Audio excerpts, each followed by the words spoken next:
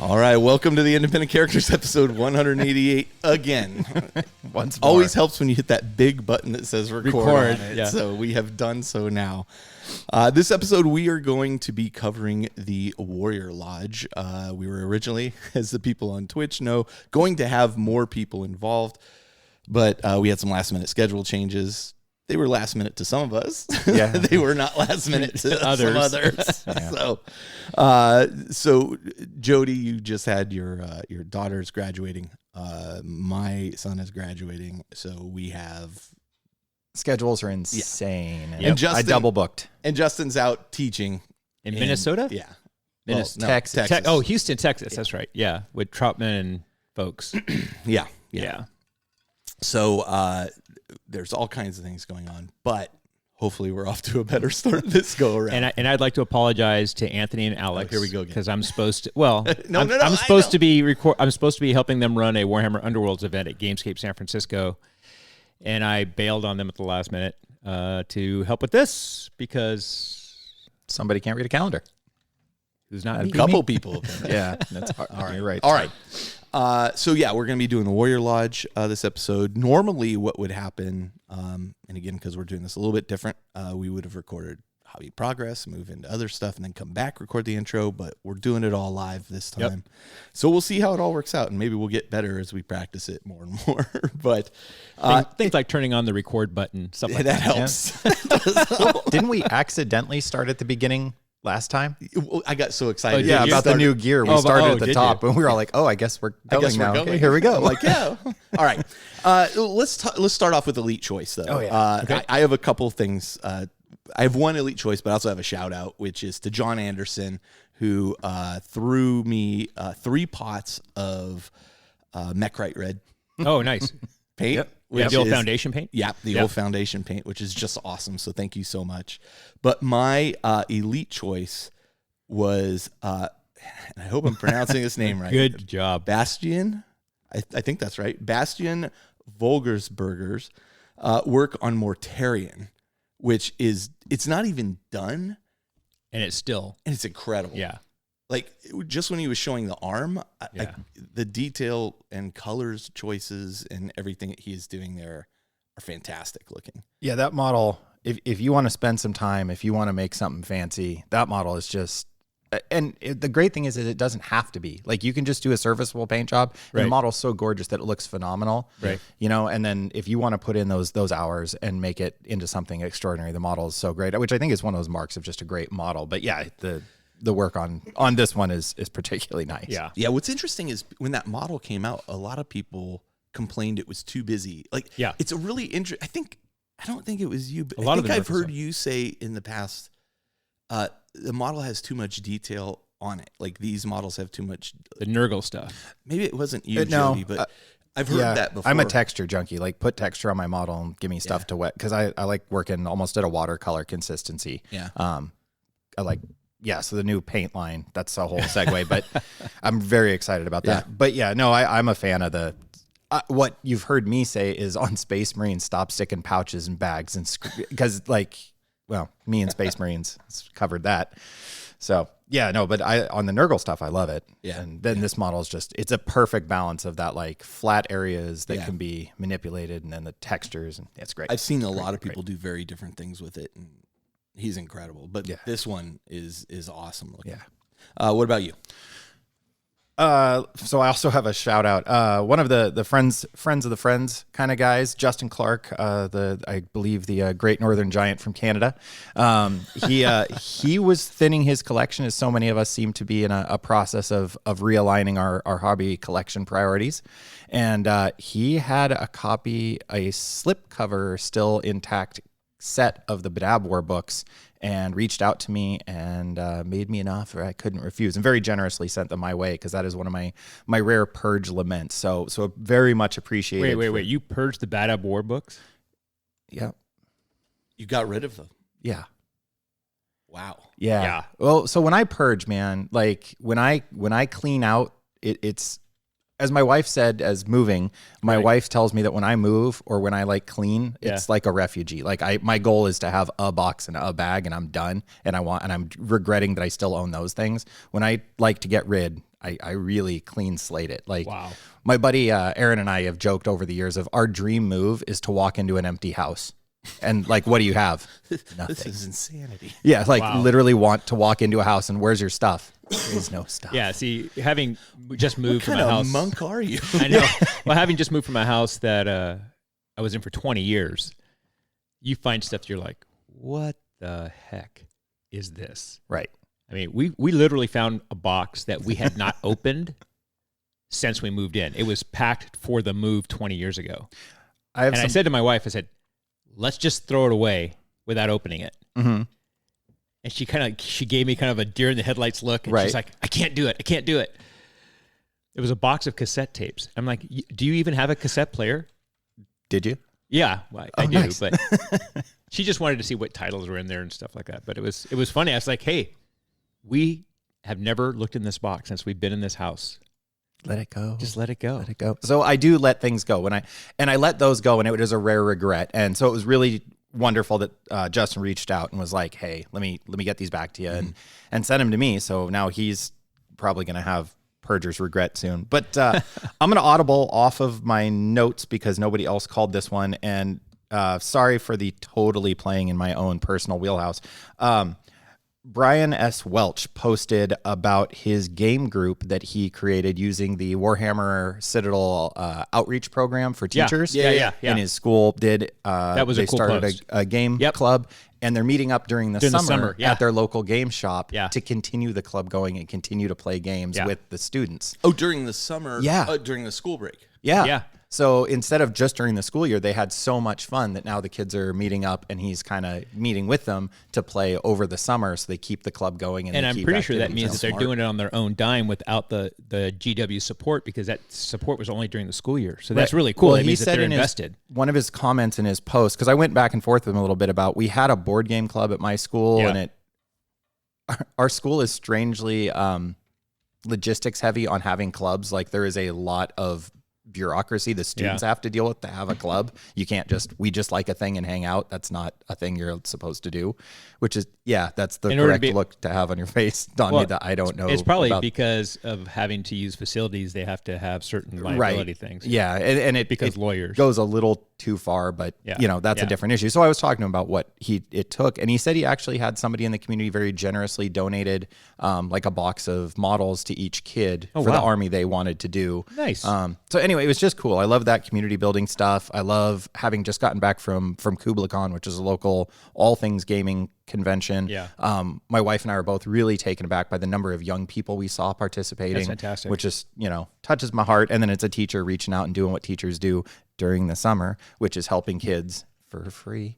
Yeah. So, because nice. Which teachers tend to do during the school year too. Yeah. For free. So way to go, Brian, for extending the school fun and keeping that going for that next gen of players. Adon, what did you see this week? What did I see this week? So I also have two things. I felt bad about having a second thing, and then I saw you all had two things. So there you go. Chris Bray's not Predator Imperial Guard kill team that he did was my thing. So Chris got a bunch of really old Imperial Guard transfers from me at the last Game Castle flea market. Oh, sweet. And those are the ones he used on that kill team. And so, I saw it because he tagged me in the post. But then when I looked at it, I was like, okay, this is way too cool. And so, so it looks, it's Predator. Yeah, it's the team, the hit team for Arnold and co. Yeah, he nailed it. It was perfect. It was really, really good. And he's a local guy, so Oh, that's awesome. I didn't realize that connection point. Yeah, and then also Tariq Azam is moving. He's like a resident at the Mayo Clinic, and this high-speed guy. But he posted a picture of his little setup for painting in his hotel room. Oh, and it's nicer than my regular hobby table. He's got two Teltronic lights. He's got one of the GW, honeycomb board, angle board thing full of paints. Really nice little setup. And I was like, oh wow, I'm I'm really embarrassed because he's moving in the middle of moving. He's in a hotel and he's still doing this. And I'm moving and I'm in my brother's house and I'm doing nothing. I tell you, the having done that and then the downsize to give my wife an office space that I could turn into a paint space. And so far that's been working pretty well. I've been able to, at night, I put it away and it's not a lot to take it out. Somebody else recently posted about modeling or doing their hobby on a boat. And trying to downsize to hobby on a boat. And I apologize for the poster that I don't have your name handy. It is a trick. It is more daunting. Yeah. I think that's more challenging than doing it on a train. Yeah. Well, because Jeremy Dell, he'd paint sometimes on the train. Okay. Yeah. But it's got Jeremy Woods is a boat captain, but I think he would not suggest painting on a boat. I mean, how are you? Right. So they live on a boat. Jeremy Woods is a boat captain? Yeah. On top of just like in Sydney, yeah. And so now you've also this is like the Jess Goodwin, Juan Diaz shout out thing you have to do during Elite Choice. You have to mention his name. Cheers. Yeah. So that's the drinking game, right? Well, that was what finally convinced me to go down to Australia. Like I have friends in Perth that I want to visit, Craig and a few other people in Perth. Yeah, and then Jeremy and a couple others in Sydney. And Jeremy's like, oh, yeah, I'm a boat captain. He sent me pictures of him on a boat. And he says, oh, yeah, I'll take you out for a ride on the boat. I'm like, oh, we're on our way. We're on, yeah. Where do I bring my hobbying supplies? Yeah. Do I store them in the port or the aft? For you, probably be in the stern. Oh, yeah. Okay. I'm not doing it. Yeah, anyway, don't do it. Right. So it's interesting because one of my best little painting while traveling things, I did it at a conference right before going to Adepticon. I think, So I was at a conference in Florida before going to Adepticon, and I even kind of bailed on the whole afternoon of conference stuff so that I could finish painting my bike stuff before Adepticon. And it was, I had a really nice little setup. I had my lamp and had everything. And I was thinking, after seeing Tariq's stuff, it's like, okay, I know I can do this. Right. Mm-hmm. It's not as nice as his, but yeah, I know there's a big wooden box that's Mike, Fireman Mike, Big Mike, that we used to game with over in Santa Cruz group. He did some really amazing terrain stuff for us. He had a great big box that I know a handful of guys online recommend. It's pretty swanky, but like it converts over beautifully into a little desk. Yeah, like it becomes kind of your desk space, and then when it's not, it's a big. There's a lot of products out there. In fact, GW did put out a big hobby box. Yeah, and like a couple people, I haven't seen one in a while, but the people I talked to had one. Gave it a thumbs up. Yeah. So I've been kind of curious pricey, about that. I mean, Eric Carpenter and Doug Neal have that big hobby hutch or whatever it is. I can't remember the name off the top of my head, but it's like $1,000 piece of something furniture. like that. But it's furniture. But it's furniture. Yeah, and I've seen it in life, and it's saw it at Doug's. It's nice. Yeah. There's a kind of smaller handheld one of those you can. Right. Yeah. Right. Yeah. All right. Well, you know what? I think we've covered Elite Choice and then some. Yeah. So let's do this. Little fast attack. Yeah. We're gonna take a short break. Then we're gonna come back, and then we're gonna actually start our hobby progress section. So we'll be right back.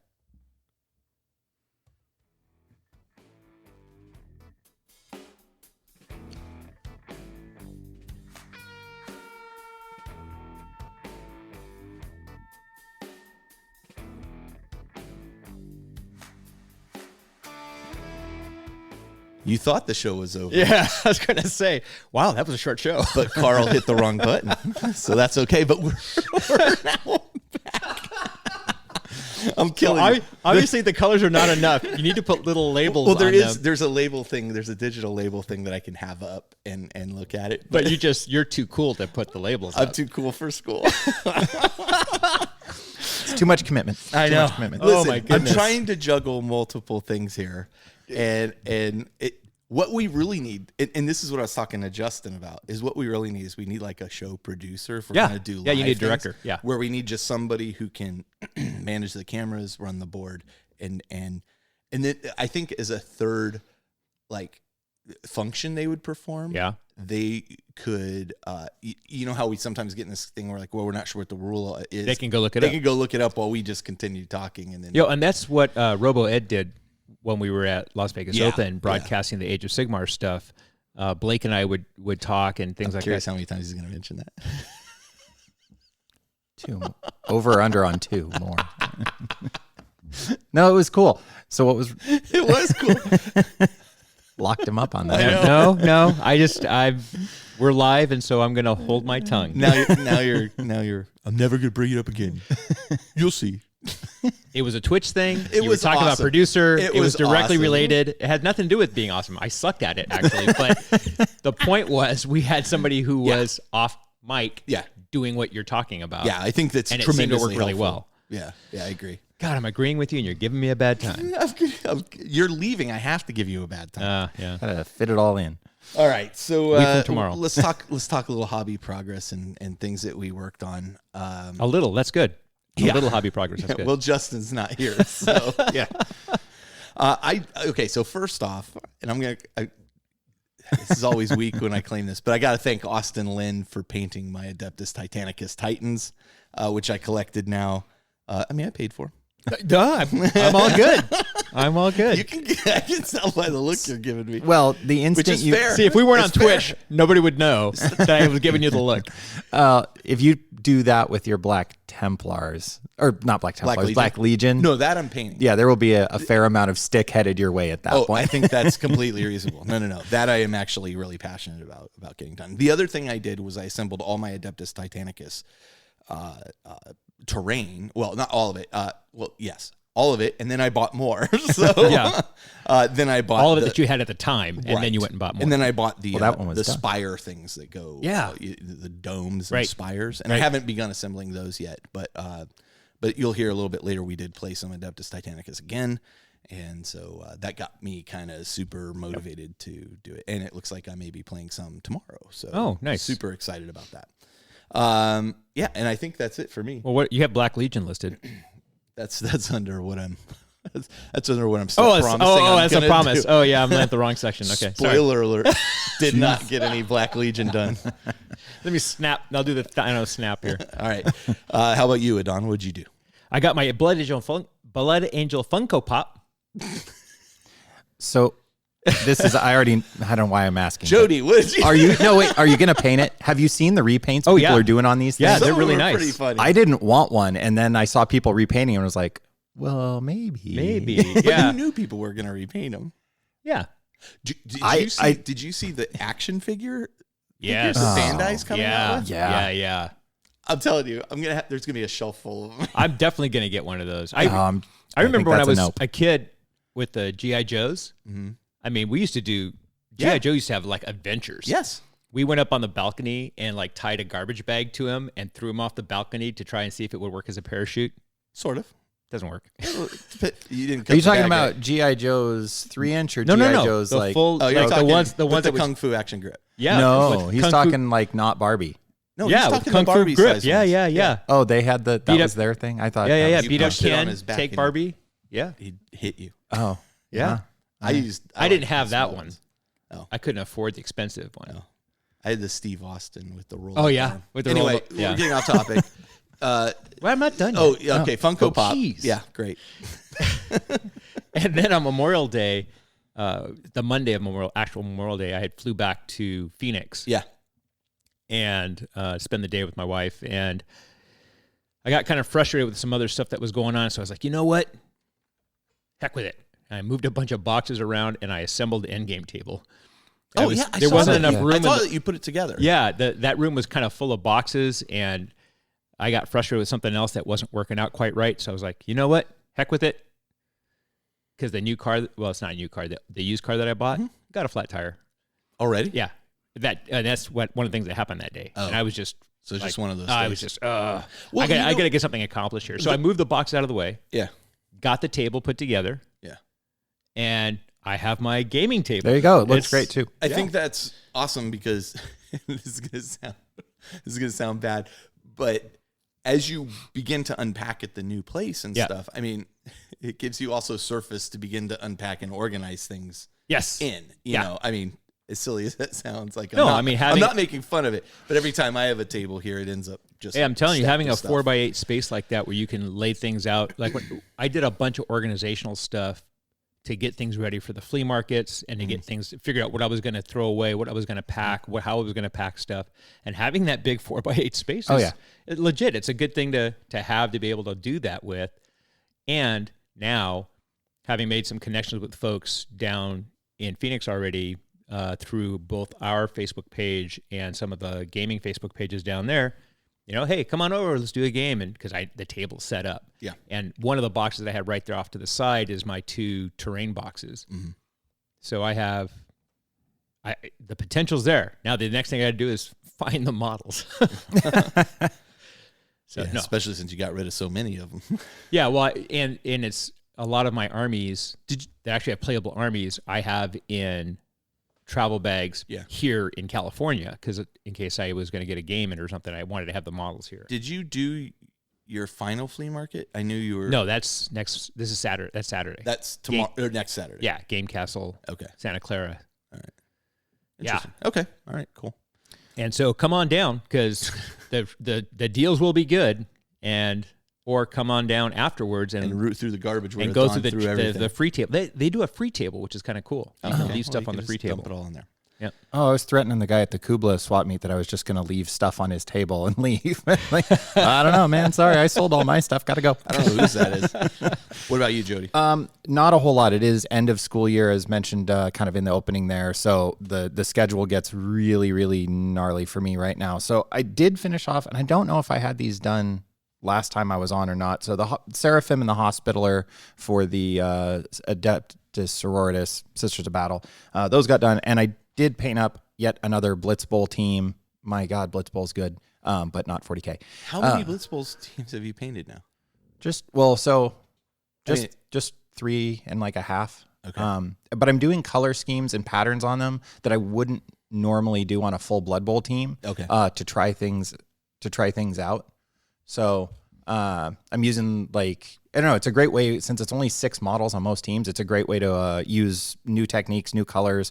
I did a black base coat with a white ink to set the zenithal. Oh yeah, just to see how much smoother that is. Yeah, a lot is the answer.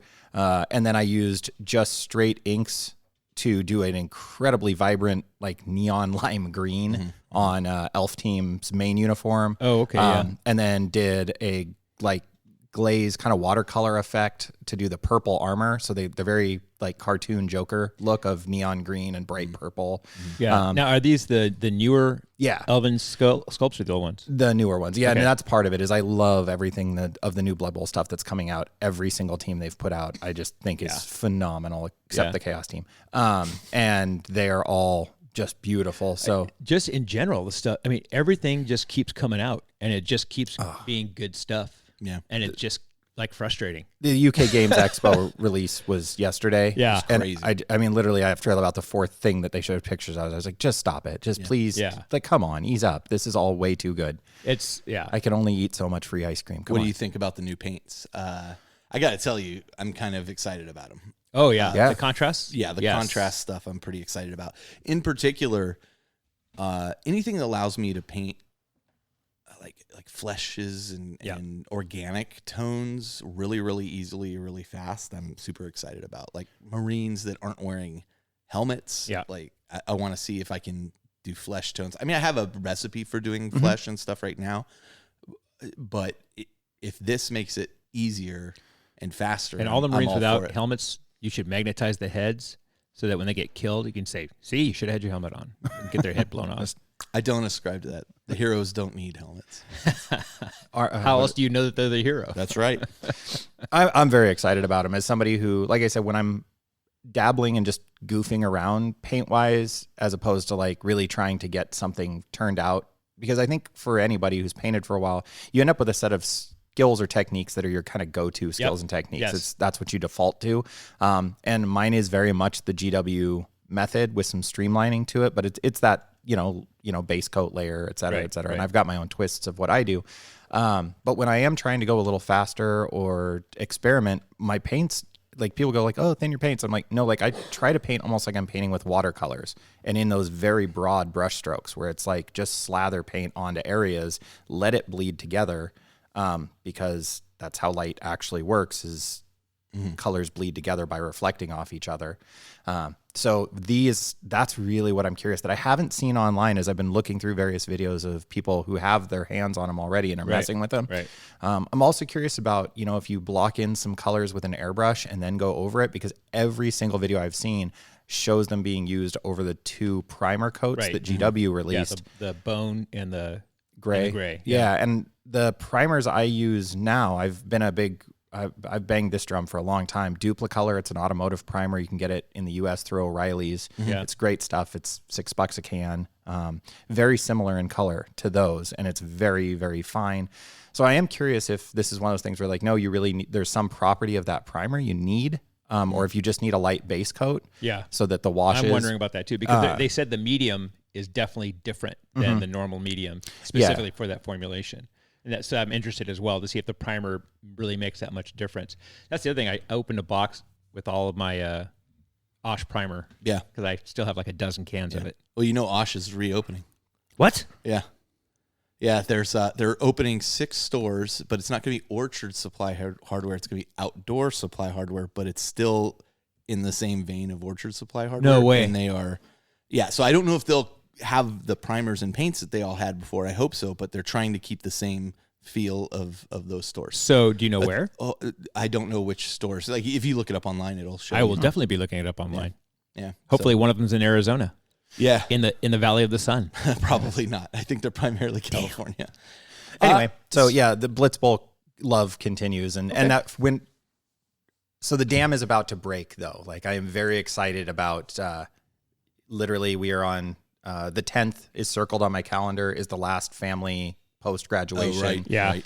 Teacher, thank you, because not only is my daughter graduating, she's graduating from the school I teach at. So I'm also inviting in a group of teachers that like were really influential to her and really did a great job really with nice. her. Because they're also my colleagues and also my friends. So it really worked out well that actually the teachers she really loved were also friends of mine. There's a reason that you like them. Yeah. So that's the end. And so after that, it's the hobby floodgates may release and the paint shall flow. The teacher summer begins. Yeah. And it'll be easier to schedule you for episodes. Yeah, it will. Listen, I cannot give you any heat about this. You can. 2 of you make quite a commitment to drive over here and record, so I do appreciate it. So it was funny you say that because I was looking at how long it took me to get here this morning. Yeah. And I was thinking it's going to be virtually the same if I fly. That's what you were saying. Yeah. Yeah. So let's talk about hobby goals and promises real quick.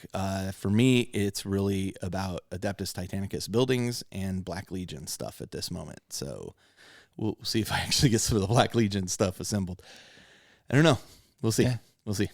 Do you think on some level, and I don't mean this sounds, I wish I had better words. Well, I wish I had a better way to say it because I'm literally going through this a little bit now. We'll talk about what I'm about to ask you will come up later. Okay. Are you intimidated? Do you think that's part of it? No. Oh, okay. No. Good for you. With the Black Legion stuff? Yeah. No. I wouldn't say I'm intimidated. I would say that's the word I wish I had a better I'd say word it's a for. lot of gray sprue though. Like I feel kind of like when I ordered my overwhelmed my Tyranids. When I ordered my Tyranids, I originally tried to order like the huge box of them. Right. And speaking of the War Store, which is closing down, which is super bummer. It is. Hey, thanks, Neil. Yeah, thank you. They couldn't fulfill that order for a while, and finally Neil was just like, you know what? I'm going to send you all the individual boxes. I remember that. Yeah. So he sent them all over, and then I opened everything up, and I'm looking at it, and I'm like, oh my god, yeah, this is a lot to do. That's how I did my Warriors of Chaos all mounted army. I bought it all at once. Right. It can be overwhelming. It's daunting. Yeah. It's daunting is a great word. Yeah, there you go. That would be the word I would use. So, I'm still very excited about the project. This is like a long-term project for me, so I'm not like in a hurry, but I do want to get everything just assembled so I can start moving forward on that. Yeah. But I have been a little sidetracked. I've been sidetracked developing the campaign, for the Patreon, which by the way launched today. So that's awesome. So also I'll show you guys where you can log games that you play because you have a separate way of logging them than patron members. But basically we're all playing in the same campaign all big with sandbox. the patron members, Yeah. which is really cool. Yeah, sandbox is a great way of putting it. So I've been doing that. I've been, I played some games, which was great. It was really nice to actually play some games. Yeah. Writing Titan backstory. I've been writing Titan backstory. I've been, creating buildings there's a ton of things going on, and we'll talk about time later too. Yeah. So, but I'm still excited about the project. I just need to get to it. Everything is in one location right here behind me, and I'm just, that buying that big load of plastic all at once that's a tricky thing to navigate. And I think we've all done it. I knew it. Yeah. Like I knew when I bought it, I said, okay, I'm gonna have to really buckle down and work on this, but so far has not been the case. So that's my hobby. So one of the things we used to do at work, is you on your calendar, you actually block out something on the calendar, and it just says Black Legion, half an hour, Right. and you just It's actually not a bad and idea. it's set, and you do it. It's a corollary to the Kanban board. Yeah. Right. You block the time, because I used to have a web person who she was very much an artist and not super organized. Mm-hmm. And so I'd put blocks of time on her calendar and just say, hey, this is for updating the XYZ part of the site. And she'd come in, it's like, okay, that's on my calendar. I got to do it. Yeah. And that's a good works, but like you're dealing with probably graduating students where you have to write report cards. Right. Oh, et yeah. cetera. That's been This is more also than anything else. my work's review time. So Yeah. I'm writing reviews. Yeah. Oh, And just one thing after another. Right, Yep. right. Life is messy. June 10th. Life is messy. Life is messy. How about true. you, Adon? So my goal is to have a place to hobby. Okay. And so a week from tomorrow, actually, I'm driving my car with my trailer and all my stuff, and it's my last trip from California to Arizona with the rest of my stuff. What's happening in the meantime is, like, right now I'm staying at my brother's house, but his youngest is graduating from high school. Hey, a lot of that going around. Coming up. And so he was like, hey, I forgot that when we said you could stay here, we had already invited some out-of-town folks to come stay at the house for the graduation, so you got to be out by Tuesday. I love you, but you got to go. But, there's people coming from out of town, and they promised. Yep. And so I was like, you know what? No problem. You did me a huge favor already, because my house sold like super fast.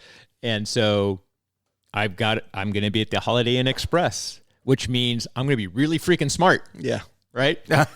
Nice. I know if I need surgery performed. Exactly I'm gonna right. have Don do it. I'll be at the that week, Holiday Inn that's- Express. That's For right. a few days, Adon's your guy. So Tariq inspired me.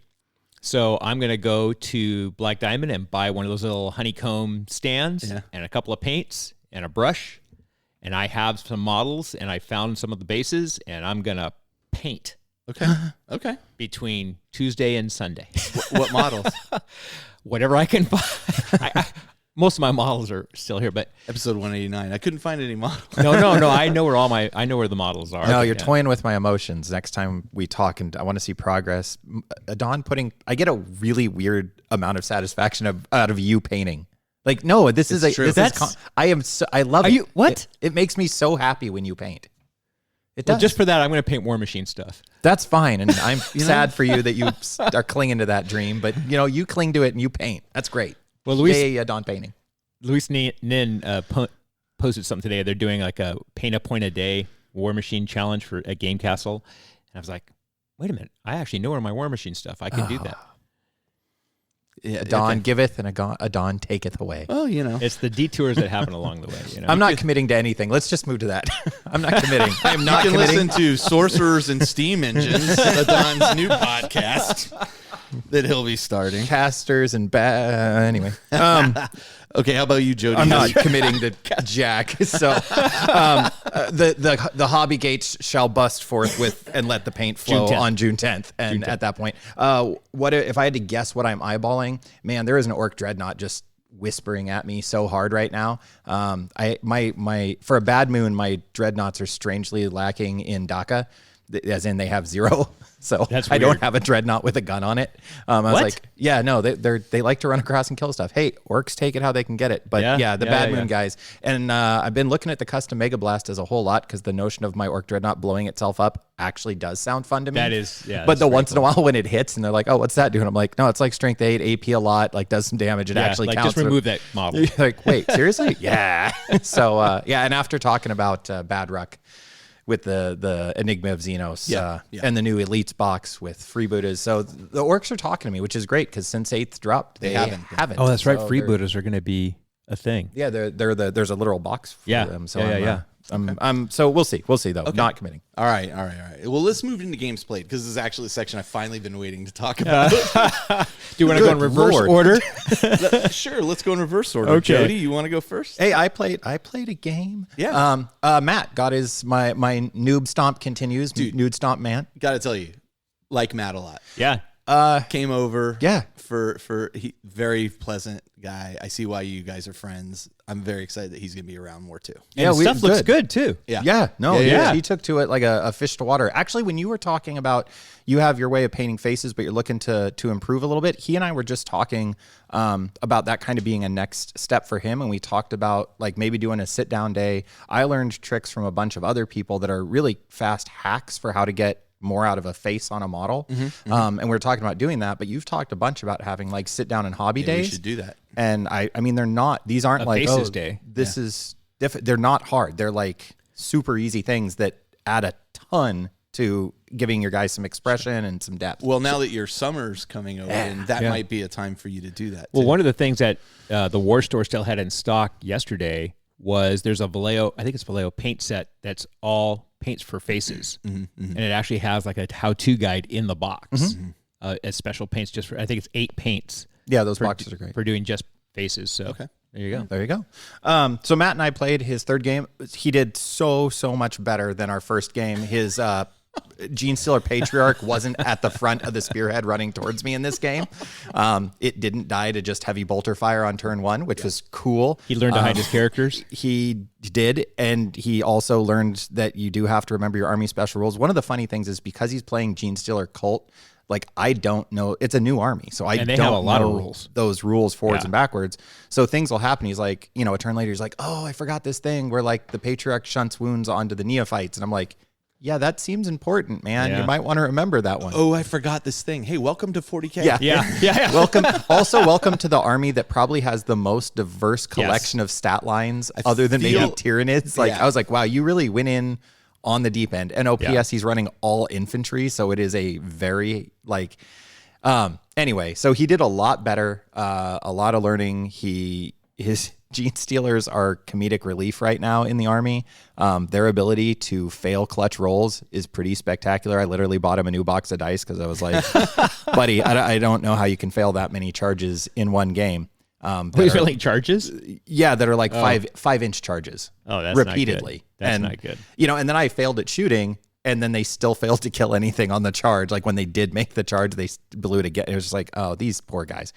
Wow. So it's some rough dice rolls, but he did. Yeah, it was a lot of learning. And it was a lot of fun. Luckily, Matt and I have played games long enough. I mean, we've been pretty close friends now for a few years, and we've played enough games that he is adamant that I shall not take it easy on him, and that the curb stompings shall continue. And I'm like, okie dokie. So we reduced the points just to make it a little more sure you manageable. don't want to play Carl? Soon, maybe tomorrow. So and we played a lot of Kill Team, and he's certainly got his on Kill Team. But yeah, it was great. Got to again play the Sisters again, which has really been a lot of fun. You use scissors. Yeah, because Sisters and Cult is very iconic. That's very cool. matchup, Yeah. Which is great for motivating me to go back and dabble back into that project. Oh, that's fantastic. Yeah, and so it went. It was a lot of fun. Holy geez, Arcoflagellants with a priest next to him. Very nice. Absurd. Yes. Especially against an army that doesn't shoot very well. Yes. Like they probably won't be getting used until he increases the shooting in his armies because they're that good. Yeah. It's So absurd. Did they have them take on a Gene Stealer unit? Everything they've hit, they've obliterated. Yeah. It is a really good unit, and running them in a Rhino with the priest is Yeah. Okay. Yeah. I mean, it's a dozen strength 5 attacks. Wow. For 3 guys. Wow, It's that's crazy. not too bad. And they're hitting and re-rolling, and I mean it's very reliable. Yeah. They will clear infantry. So Nice. Anyway, so they might be getting shelved for a little bit until we get him some more shooting. But anyway, it was a blast, and I'm looking forward to after June 10th playing some more. All right. Cool. How about you, Adon? Does Blitz Bowl count? No. How about Warhammer Moving Underworlds? on. I could claim a lot of that. How about Warhammer Underworlds? Does that count? So this is what I played. You have your own platform for those games, my friend.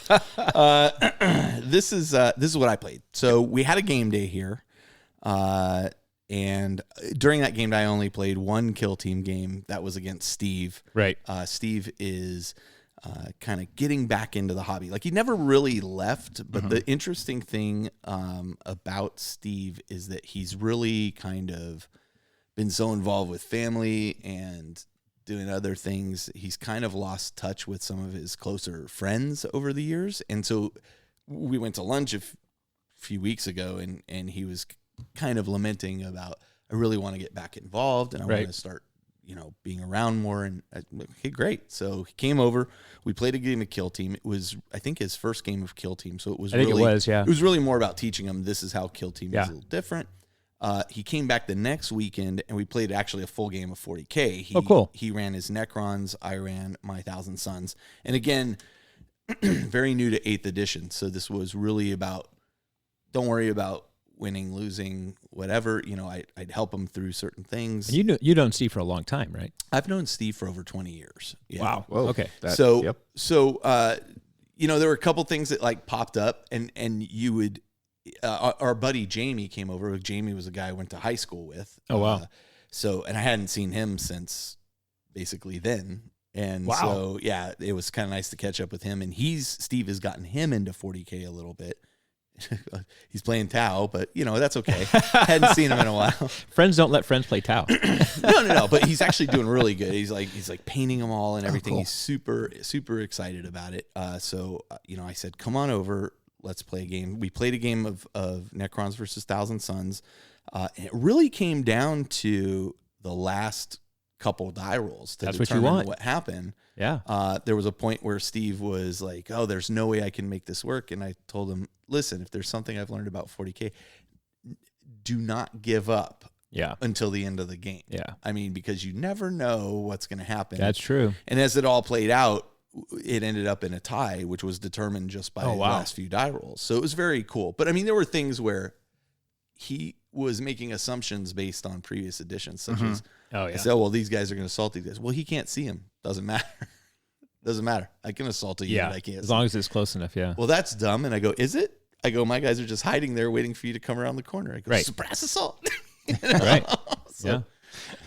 So I think as he started to understand that the game is a little more abstract than it used to be. Right. That it started clicking a bit more, and he did quite well. It was fun, but to Matt's point, there were things. Oh, I forgot to do this. Oh, I forgot to do that. Oh, I forgot to use my dark matter crystal. I mean, I don't think I've ever played a game of 40K where I haven't forgotten to do things. I think it's really cool hearing you talk about it, having the game and the hobby be a vehicle to reconnect with old friends. I think that's so cool. Yeah, that's great. Yeah, I was very excited that he was, he was interested. And I mean, Steve was Steve and Jamie. I mean, yeah.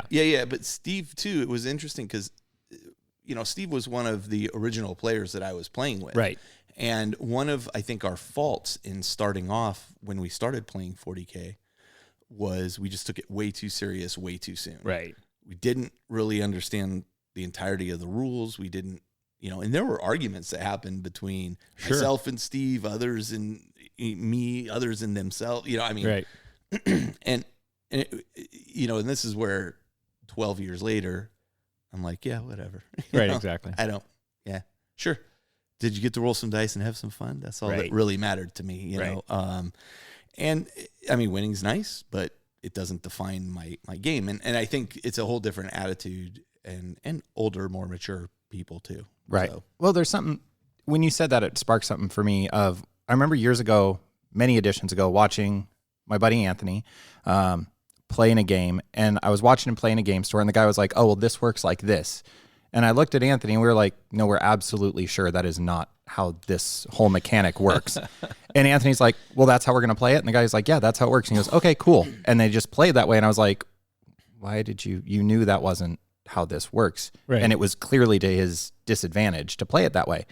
And afterwards he was like, because as long as we play it that way the whole game, it just doesn't matter. Like Right. I've played enough That's actually 40K. Yeah, as long as it's consistent. Right. And he was like, and I've played enough 40K that as long as I know basically how the rules work, I know a predator shooting at a grot is probably going to kill the grot. Like, I know that that's largely how the game works. So I don't really, the rules are really secondary. And I remember watching him do that and being like, holy cow, that's it. So to that point of, in a more mature view of just going, one, consistency. You can't, like on my turn, it works this way and on your turn it works that way. It doesn't work. But that out of the way, the rules really are pretty secondary. Yeah, and I think, it's just the agreement. The being consistent, as long as I understand what my odds are in this succeeding. Right. And if those odds are different than exactly what the rules stated, they were okay as long as they were consistent. Yeah. Because you know what they call that? A house rule. Yeah. Right? Sure. You do it all the time. You say, hey, we're going to do it you did it with Blitz Bowl. We're not using these cards. Yep. Right. Right? Or we repointed this card. Right? Same thing. So, yeah, as long as you're consistent and everybody agrees. That's a great place to be. Yeah. Yeah. Yeah. So let's see. But there's more. So I played that 1,500 point game. I also played with Josh and Tom and myself, and Aaron came over briefly, and we played Adeptus Titanicus. And this was the second game of Adeptus Titanicus I had played. We spend all day doing it, so it's not like, And Josh is in deep now. Yeah. Well, it's his OG game. Yeah. It is. Oh, is that right? Yeah. Blood Bowl is my source of why I play with toy soldiers. That's why I'm so weird about it. And Titanicus is Josh's entry drug. Oh. And Josh and I are trying to convince Jody to play, and in fact, we have a plan. You have a plan. You're so done. Here's my surprised face. For those listening, I'm not making a face. He's not surprised. So they came over. We played basically a 3-way battle, which was just really, really fun. And here's one of the things that I absolutely love about Adeptus Titanicus. Losing a Titan is almost as fun as destroying somebody else's Titan, because things happen. All kinds of crazy shenanigans happens. Whether it's your Titan detonates and then causes damage to things near you, which causes a chain reaction, causing those things to detonate, or whether it's, as happened in this, I waste one of Tom's Titans. It falls down. As it falls, it crushes one of his own knights. No. But it gets off a shot. The rules say it gets off a shot, and he hits me in the head with the shot that he got off. Oh, man. It is like every time a Titan die, everybody's like, okay, what happened? That's how it should be. Yeah. That's awesome. And Big fighty robots. it is, it's interesting because it just opened my eyes to that is a mechanic in that game that makes losing fun. Yeah. And I was like, oh, how clever they were when they built this, that regardless of winning or losing, once my Titan goes down, it's like, oh yeah, you're close. Let's see what happens. Now, right? Yeah. And that's going to get all over you. Oh yeah, yeah. And so I swear, half the fun of the game is just seeing what happens when a Titan gets devastated. Have you had a Titan kill a Titan in close combat yet? No. Oh, because Tom was trying to rush forward with his Reaver with its fist, and then I shot its fist off. You shot the fist off. Buzzkill. Jeez. I know, right? It is a great game. Like, and the interesting thing, and I'll say it again, the interesting thing about this game to me is that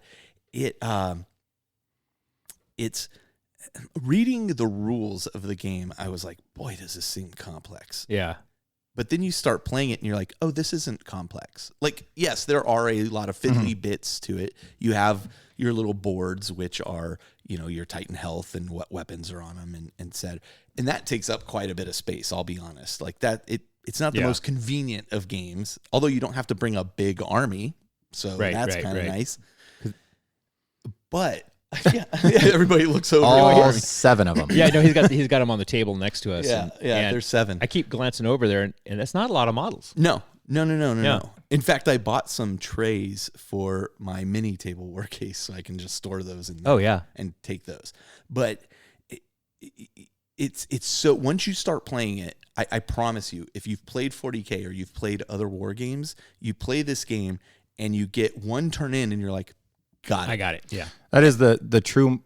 So being that, again, just did Kubla, and for me that's a board game bender weekend. Like we board game to the extreme. On I that was really weekend. jealous looking at your pictures while I was at work. Sorry, you were missed. You were missed because That was I awesome. always, that was even before you and I kind of were doing this. That Right. was always, once a year I'm going to see a Don and we'll chat for a while, Yep, and because at you were always Kubla. there. Yeah. So you were missed. Your presence was felt right here, sir. Last time in 7 years. Well, you can good excuse to come back. Yep. But that point of these rules seem really complicated, but they're intuitive enough that I can navigate. I know what I need to do. I will say, And that's a beautiful design Yeah. place to get to. It's really impressive. but when I will games do it. say, I think maybe it is a flaw in the rules writing that it seems so complicated. Like it feels like stereo instructions. And then when you actually play it, you're like, oh no, this is very smooth. Like it's very clever how it's written. But actually slogging through the rules becomes a bit difficult. Like they probably could have been a little more user friendly is my point. So, okay. And then last but not least, Justin and I played a 1,500 point Cities of Death That game looked beautiful. Yeah, it was on the table behind you, which is still set up. But I got to tell you, I wish we'd played the game before we did the show. We tried, but ran into problems. And I wish Justin were here because we both were, as we played it, thought there's a few things here we should talk about. So I'll kind of touch base on a couple of them. So first off, you need a lot of terrain, and we knew that. My board, I actually broke out my Forge World floor tiles, like the cityscape tiles, which are awesome. Little warped. I got to use a heat gun to is that right? warp one back into shape because they've been sitting out in the garage for a while.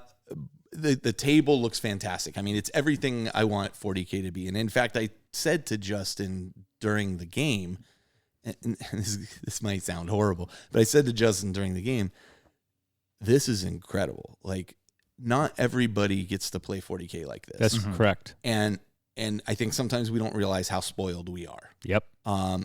We have a incredibly strong gaming community. We put such an emphasis on getting things painted and done, and then when you actually see it all in play, you're like, wow, like not everybody plays 40K like this. People struggle to get terrain. They struggle to have paint on models. And here we had 2 fully painted, beautiful armies. Mind you, I didn't paint mine. Colin did. But regardless, they were on fully the painted table. table. On a fully painted table with Which you lots of did paint. terrain, which I did do the table. Forge World board. Lots of terrain. Yeah, I mean, it was absolutely incredible looking. Yeah. So, takes a lot of terrain. We knew that. Here's the thing we didn't really take into account. It takes a long time to play a Cities of Death game. Yes, it does. And the reason it takes a long time to play a Cities of Death game is because there's a lot of terrain on the table. And you are having to reach in very tight areas to move models. And You're checking line of sight. You're trying to check line of sight. You're trying to, okay, I'm going to move over here and I have to move over this and measure. And it actually adds a significant amount of time to the game. Yeah. We started out the game and I was like, I'm going to play through my turns quickly. Let's go. My first turn took a little time because I get to the psychic phase for 1,000 Suns. Right. Okay, now I've got all of them. So, but as quickly as we were trying to play, it still took a lot of time to maneuver stuff around all this terrain. It was noticeably like a 4-hour game. Yeah. Yeah. That said, it was a fun 4 hours. Like, I don't think either of us ever regretted playing the 4 hours, but you do have to account for that. Right, you have to think about it. And that was something I hadn't really considered. I think that's probably true of any time. If you're going to deviate off the mainline game, and I don't know that degree of 4 hours, but if you're going to deviate off the mainline game, unless you have an event organizer who's really got their stuff dialed in for you, but if you and a buddy are just doing something alternate, I think that's probably a good caution, is just like, hey, allow extra time for that. And then that's a great point. Yeah, I'm thinking back to, I haven't done the new stuff, but the old Cities of Death absolutely had the same issue. Yeah. And I had really, really not, I guess I hadn't even really considered that this will take longer. Yeah. I mean, I thought maybe a little bit, but it was significant and it was noticeable. But That's interesting. But boy, did it look good. Like, It did look good. was, The pictures were really enviable. and there were points in the game where we stopped and just looked at layout and the way Yeah. things were going, and thought that's a really cool That's looking cool, scene. yeah. So if you're playing Army Men, I mean, that's the way to do it. Right. Well, and to say nothing of how much of the 40K artwork is in those kind of environments. Absolutely. Right. Yes. So much of it. It really feels like, I remember when the first of the new big city kits came out. Butchered that.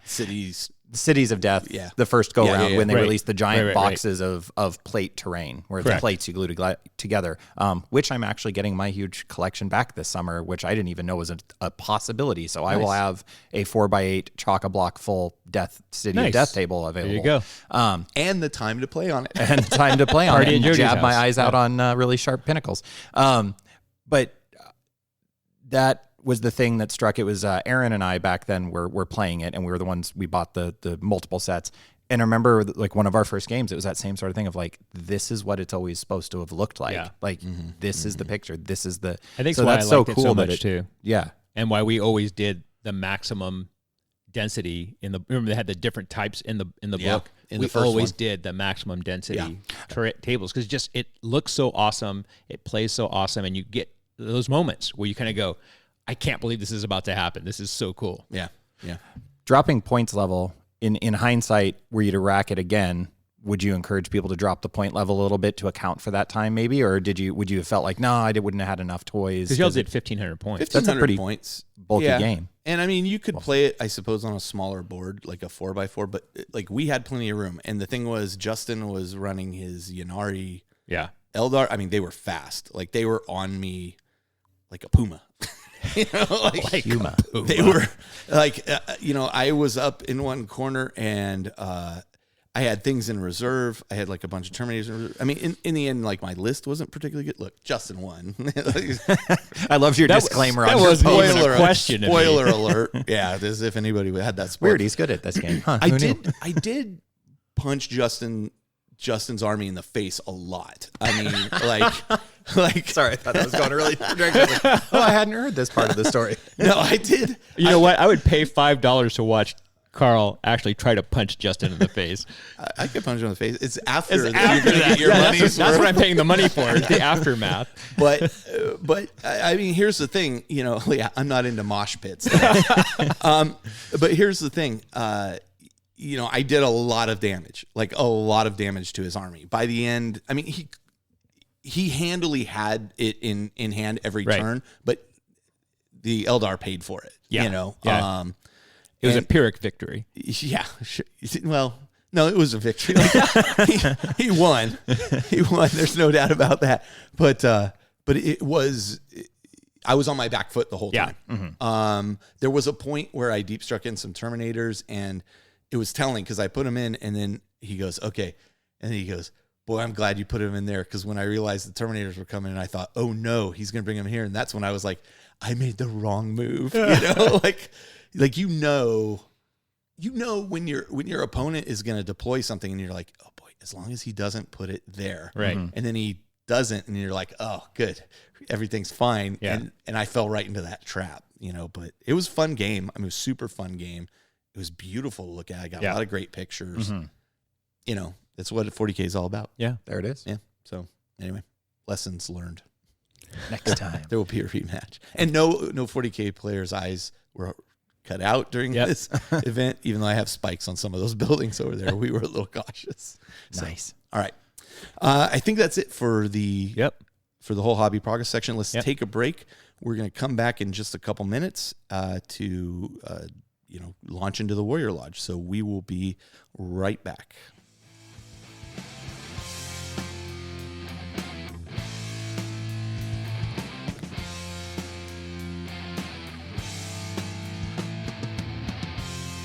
Hey, this is Big Nasty B from Life After the Cover Safe, and I'm at a mall talking to strangers about Table War. Table War develops some of the most innovative products for the miniature wargaming and hobby industry. And I develop pictures. That's great. They develop things like the Fat Mat. Who's Matt, and why is he so fat? Well, first off, Mat is not a person. The Fat Mat is a tabletop gaming surface, and with over 40 different designs, Table War's Fat Mat has become a community standard. I got a Surface Pro. It's like 10 inches. By the way, I'm meeting my friend Simbon. Do you know what that is? No, but I do want to tell you about the Tableware Tower case line. Oh man, towers are so huge. Well, it's not that kind of tower. It's the original modular, all-in-one display storage and transport system for all your tabletop miniatures. Wow, you're really smart. What's your relationship status? Well, it's complicated, but you know what isn't complicated? Chili dogs. This is true, but also the Macromat. Oh geez, not that guy again.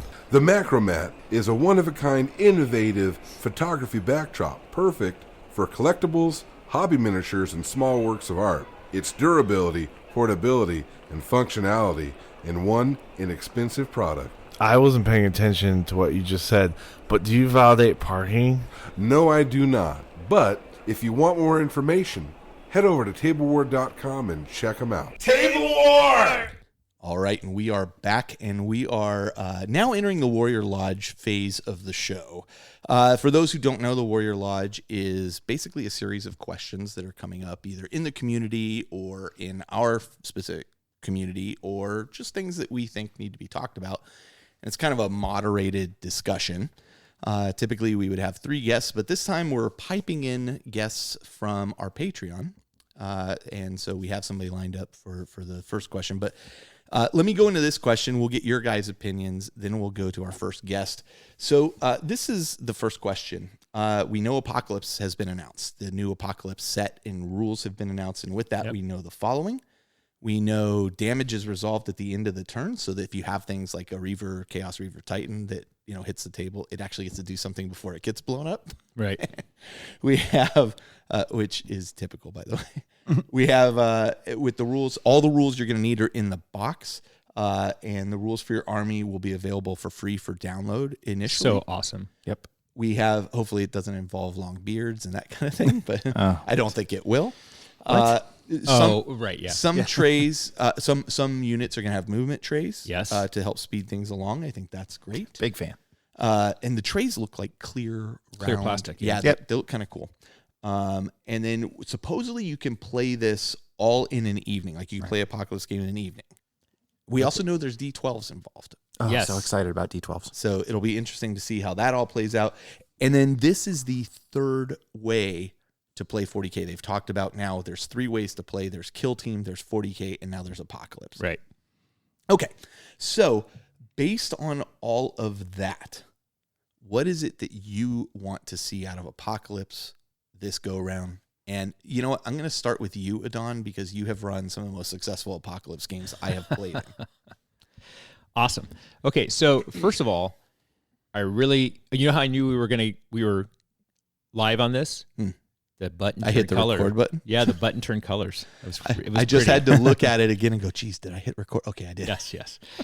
I love, so far, I really have enjoyed the things I've been seeing about this. And I really like the damage at the end of the turn, because end of the turn is a significant difference than end of the phase. Oh, yeah. Because sometimes people will do house rules like close combat, everybody gets to fight in close combat, and nobody dies until the end of the phase. But them saying end of turn means that shooting and close combat will get to happen before that model dies or that unit dies. So that's pretty interesting, and I'm looking forward to see how that works. And the other thing that's interesting is that, like Liz Apke was saying, that they have been using a variation of that rule in their Apocalypse games already before this was announced, and they really like it. Interesting. And so, and that's not the first time I've heard that either. I had not heard it before.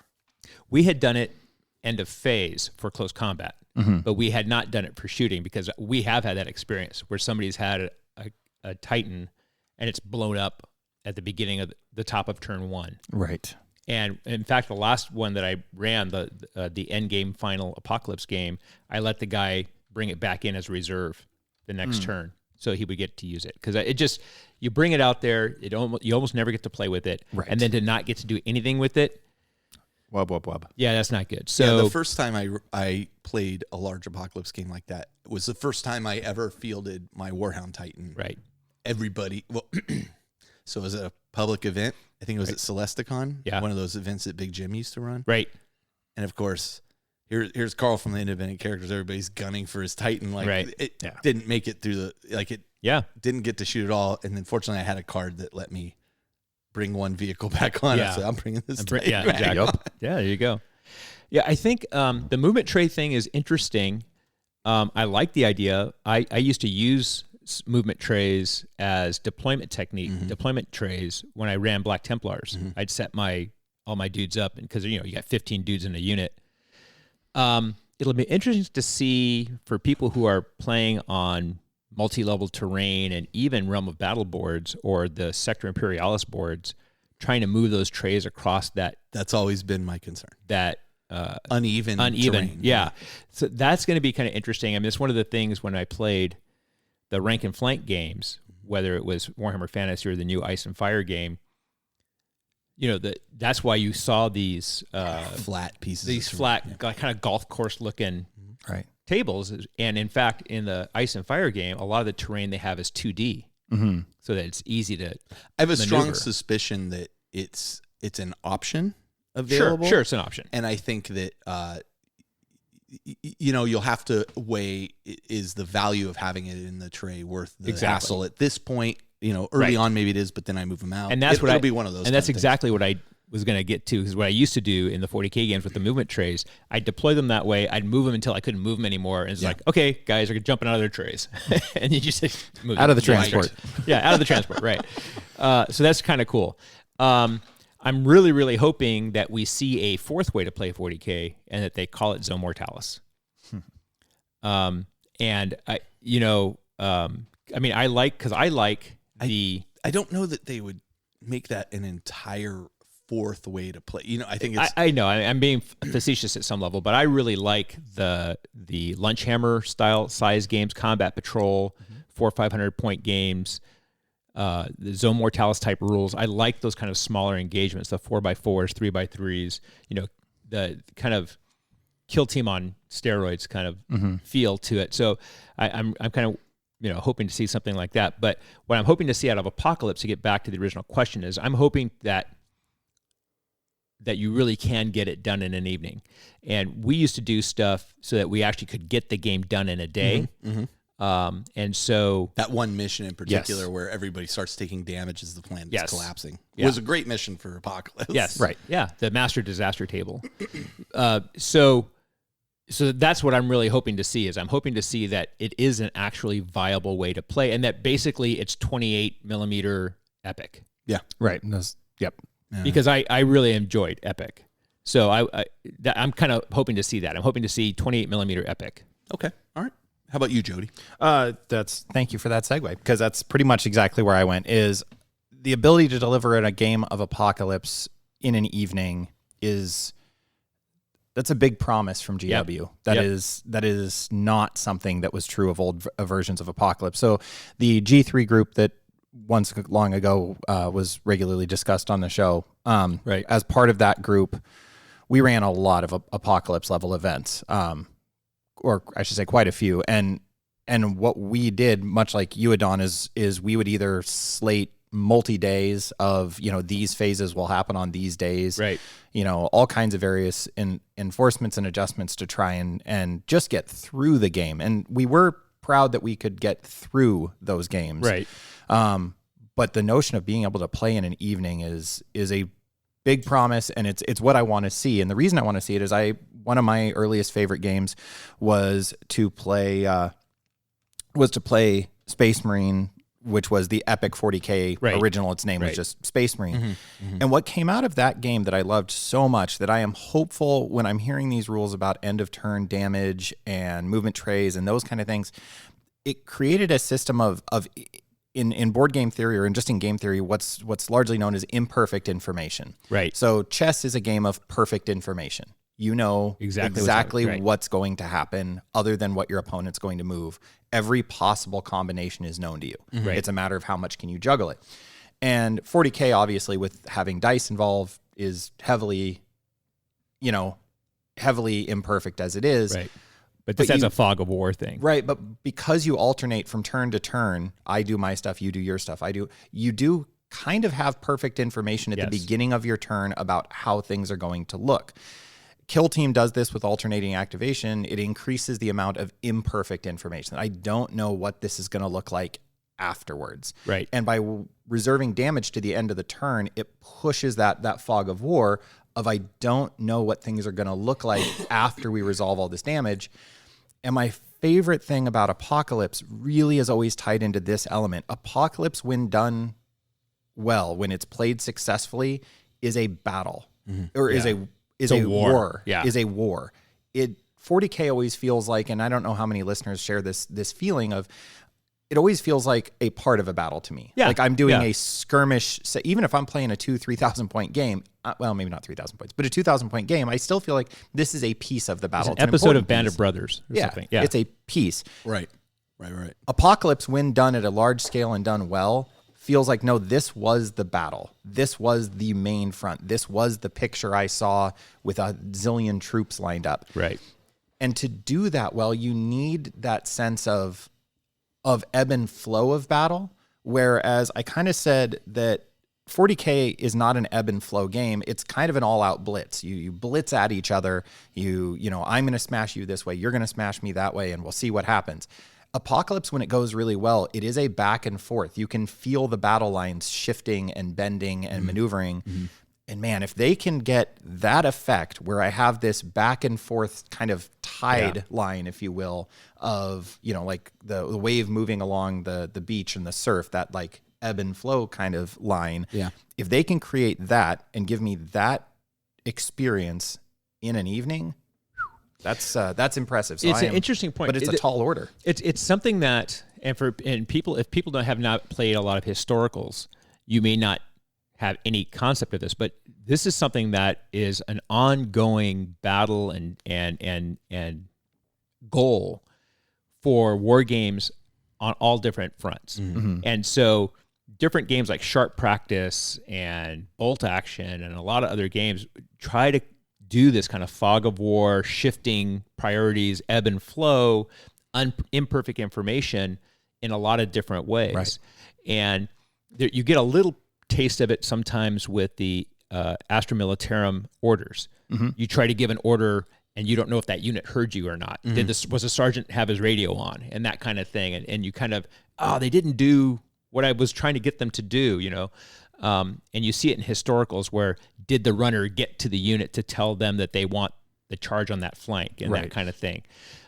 Is this where you see like the leadership checks where you're trying to, as you said, issue orders and you're making leadership checks until you fail and then you can't make them anymore. Right. So you have to pick, like, I want the unit that's most likely to get its orders or most important to get their orders first. Okay. Right.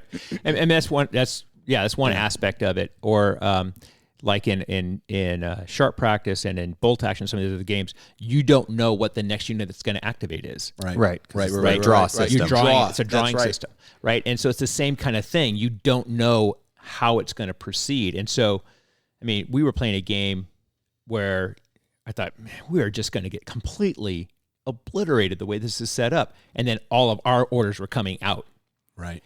And so we were able to push the line without a response. It was like, oh, It's kind of cool. we're back in this, right? And so I completely agree with you. Wonder if they're going to do some kind of order thing like that. The I don't know. old Interesting. Epic Space Marine Edition, you put down a series of tokens for every unit, Yep. and then you revealed them at once, and they resolved very much like Kill Team resolves, where there was an, like within each phase, you created an order of priority. Yep. But you had no way to know what your opponent was going to do until everything was revealed. Yeah. And it created that ebb and flow effect. And that's why I'm hoping that we do see that kind of epic kind of version. Okay. All right. Well, hey, listen, let's go to our first guest. Luke, are you there? Did we lose I'm Luke? here. He's All there. right. There's the delay. Yeah. Luke, how are you doing? I'm doing well. First off, thanks for being our very first guest in this show. Yeah. That's awesome. Yeah. Where Long time listener, first time caller. Oh, beautiful. Thank where you. are you calling in from? Houston. From Houston. Oh. You're not in Justin's class. No, You're getting the better experience. I took it in San Antonio last year. Oh, fantastic. The CK Studios class? Yeah. Oh, very nice. Very Nice. nice. And what was your experience with that? I had not picked up an airbrush ever Okay. until Oh, wow. that class, so I bought all the kit, went there, it was a phenomenal way to get some confidence to just jump in. Yeah. And I've been trying to use it ever since. So Nice. it That's was a fantastic. great way to start. Awesome. And do you tell everybody when you put your arm in the table that you airbrushed it? Jesus. No, but I make sure to tell them I CrossFit.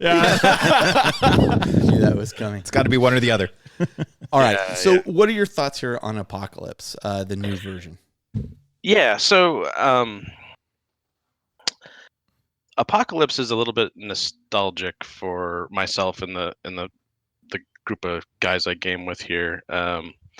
Most of them are, we do Garage Hammer. Most of them were heavily involved in like Magic and other CCGs and are very basically they only play with our group of friends. It was like our RPG group that morphed into this 40K group, but they want nothing to do with going into game stores anymore and playing people because they've just had too many bad experiences.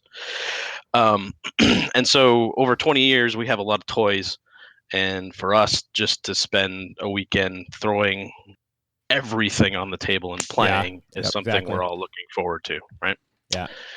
And even last weekend, we did a 6,000 point aside, which is the first time we'd try to play that kind of level with 8th edition. Yeah. And it's like, if you're going second, you're just like, okay, which of these toys am I not going to get to play with? Exactly right.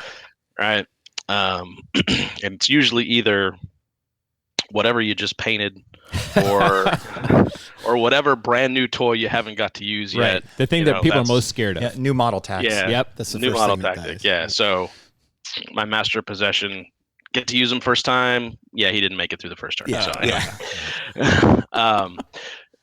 So I'm just really happy for the new editions coming out. Now, with that being said, I really like the way they're going with, the way they changed Kill Team up a little bit and didn't just make it a small point value of my whole side goes, your whole side goes. Mm-hmm, mm-hmm. So I don't, I heard what you guys were saying before about how are they going to do the activations within that. I'm very curious about that. Mhm. I think the everything resolving at the end is one way to solve that. So I like that they're trying a new way. Yeah. And the thing I'm most curious about, and that I miss the most about the original, God, what was it, 4th edition when it came out? Yeah, Back in yeah. 2007 4th or 5th. or something. It was 4th. Yeah. Was the data sheets, right? Yeah. Right. The original, if I Attachments. put 3 of these in a group, they do this thing, and you have to pay points for Yep. them. Yeah. They shouldn't be for free.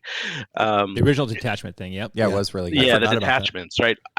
Either if they do detachments or if they call them stratagems using command points and how those are going to work. Yeah. Either way, I want to see that epic scale of, okay, if I have 3 Bane blades, what does that do? Right? I want to see those larger kind of stratagems that give people a chance to put all their toys down and get something else out of it. Yeah. What if I put down, 9 basilisks, Right. Okay, do I get remove part of the table or something? I don't know, whatever. 36 venoms. The family size, 36 pizza template of your, Oh, yeah. I killed Exactly. this much. There was the amount of excitement when you whipped out that Yep. 10-inch pie plate Yep. and put it over something. Yep. It was so epic. Yeah. Yeah. Yeah. I agree. Oh, that's a great point. Yeah. Yeah. Okay. Well, thanks so much, Luke. Really appreciate it. No problem. Thanks. All right. That was cool. Yeah. I like it. I like it. It's a great device. It was so difficult previously to pipe people in like that. Yeah. It was incredibly complex. This is so much easier now. Well, Luke, thanks so much for being our first guest. That is very That's- cool. And Luke, while I appreciated all of your opinions, thank you for absolutely hitting the very necessary long-time listener, first-time caller Yeah. joke. Like, I cannot tell you on what level that made me so happy that you went there. Thank you. All right. So let's move on to our next topic, which is it's kind of in the vein of that, which is, since we're talking about other ways to play the game, let's talk for a moment about Kill Team. Kill Team Elites. Kill Team Extra Super Elites. Heavies.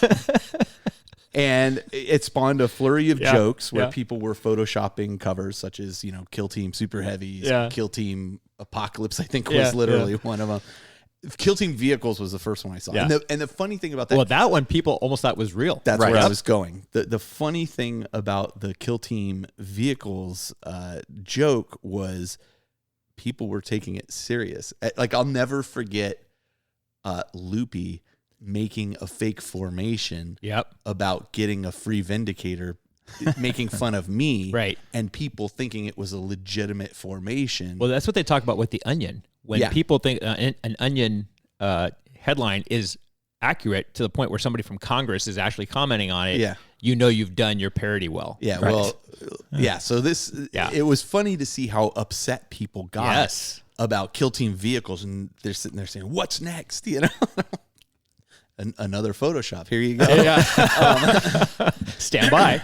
I wish I had thought of it because I did Yes. think it was funny. So I guess my point is, I thought it was super funny, but it did raise the question of how far is too far for Kill Team? At what point does it stop being a small game and you say, this is not a small unit action thing here? This has gone too far. We've had elites, we've had commanders. Who knows what's next? Right. Yeah. No, it's a good question, and for me, you're pointing at me, so I'm assuming that Go means ahead, Adon. I'm next. Sorry. Yeah. No, that's okay.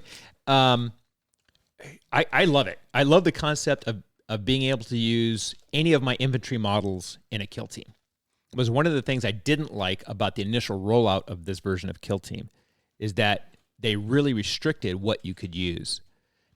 And in the first time I ever played Kill Team was at an evening event at KublaCon, and the Op4 guys put it together, and you built your kill team based on points. Yeah. And you divided the number of points of a unit by the number of guys in that unit. That's how many points that model was. Mm-hmm. And there were certain restrictions. They used the original kill team restrictions: nothing bigger than 2 wound models, that kind of thing. Because I think you could only have like 1 2 wound model in your kill Right. team or whatever. I don't remember exactly all the details, but the point being is that you could access pretty much any infantry in your army. And I love that idea. Yeah. I love the idea of put together that special forces unit. You bring in the big Hulk dude, you bring in the elite assassin, you bring in all these different Right. disparate folks to make that dirty dozen. And I like that. So using elites, yep. Fast attack, yep. Use, one dude carrying a heavy bolter, yep. I'm all in. So for me, I love it. Okay, but you're saying you like that from the standpoint of okay, I can take kind of one of these things. I mean, at a certain point, it just becomes 40K, right? Well, and here's the thing is that, and this is why I'm not super. I mean, I like the current kill team rules a lot. I don't like the way you put the units together, because you have to take a unit of dudes, right? So you buy your guys individually. well, but you can only pick from certain units, Well, right. right? But I want to be able, yeah. And so I like the idea of being able to I see broaden what- I the see number the of units I can pick from, Right. Okay, we totally agree there. right? So I don't understand how that becomes a 40K game. What I'm saying is, so you broaden the number of units, right? Yes. Now I say, well, I'm just going to take all fire dragons, because fire dragons have melta-guns that do X. So know? you say you can't have more than three that- three guys from one unit. That's where I was heading. So you're saying, like, okay, Where's the wall? There has to be some Sure. limitation. To Yeah. that. Okay. Yeah, no, that's totally fine. But and even if you say, yeah, you're going to take all fire dragons, but you're going to be hampered because you don't have any variety in the type of unit that you have. So you don't have super long range fire. You don't have guys who can assault. I mean, you could burn up all your points with that one unit, but I just don't. But I guess my point But is, you could put restrictions on that, sure. yeah, I think you have to, because I think you have certain units that are inherently stronger than other units, and so people would gravitate. I'll just take the strongest unit. Right. People are always going to try to min max. So, Sure. But so for me, I mean, they're already doing it. yeah, right, You know, right. so- No, exactly right. And so, I mean, look at the towels with the remotes and all that kind of Yeah. stuff. And actually, shout out to my son Spencer, who I think is watching. He's gotten back into painting and assembling Okay. Tau. He's going to be playing 40K there in Pittsburgh. Awesome. Nice. I love it. All right. So, But no, so I love it. I like the concept of being able to use any of the infantry units, any of the infantry models that I own, being able to put them in the Dirty Dozen. I am all for. Now, being able to scale up a little bit and being able to do like combat, like I was just saying earlier, combat patrol. I like that size game because you can do it quickly. You can do a lot of games. You can do scenarios that way. It's like this. It's like an episode of a TV show, kind of really quick. So, but yeah, no, I think it would be a great thing to do. Jody, thoughts? So for me, it's about like when the way I'm interpreting the question here is at what point is Kill Team not really Kill Team anymore? Correct. At what point is Kill Team just 40K by a different name and a slightly different rule set? And for me, it goes to the core concept of the game, which is I interpret it, and it sounds like Adon, you and I are on a pretty similar page here. Yep. Give me the Dirty Dozen. Yep. Your Kill Team is a system designed to play the Dirty Dozen. It's designed to play. So adding variety within that team, yes, give me that. On some level, I feel like Commanders was a misstep. I agree. I really am like, no, I don't want to see, if it's Kill Team, I don't want to see Tigurius leading a Kill Team. I don't want to see Calgar leading a Kill Team. Right. That's not what this, to me, everybody's, free to game as you like. I don't think you can take Calgar. No, but I'm going to. But I know what you're saying. He's being okay. hyperbolic. Yeah. So at the point they do something or offer something which breaks that core concept, which breaks that spirit of this is my, in the name, Kill Team. This is my Dirty Dozen. This is my elite group. Yeah. That's when I go like, no, you went too far. At the point I feel like I have two separate squads running around on the table. Right. And I don't care what's in the squad. That's an At the point I feel like I have desperate entities, you're not playing Kill Team anymore. You're playing something else.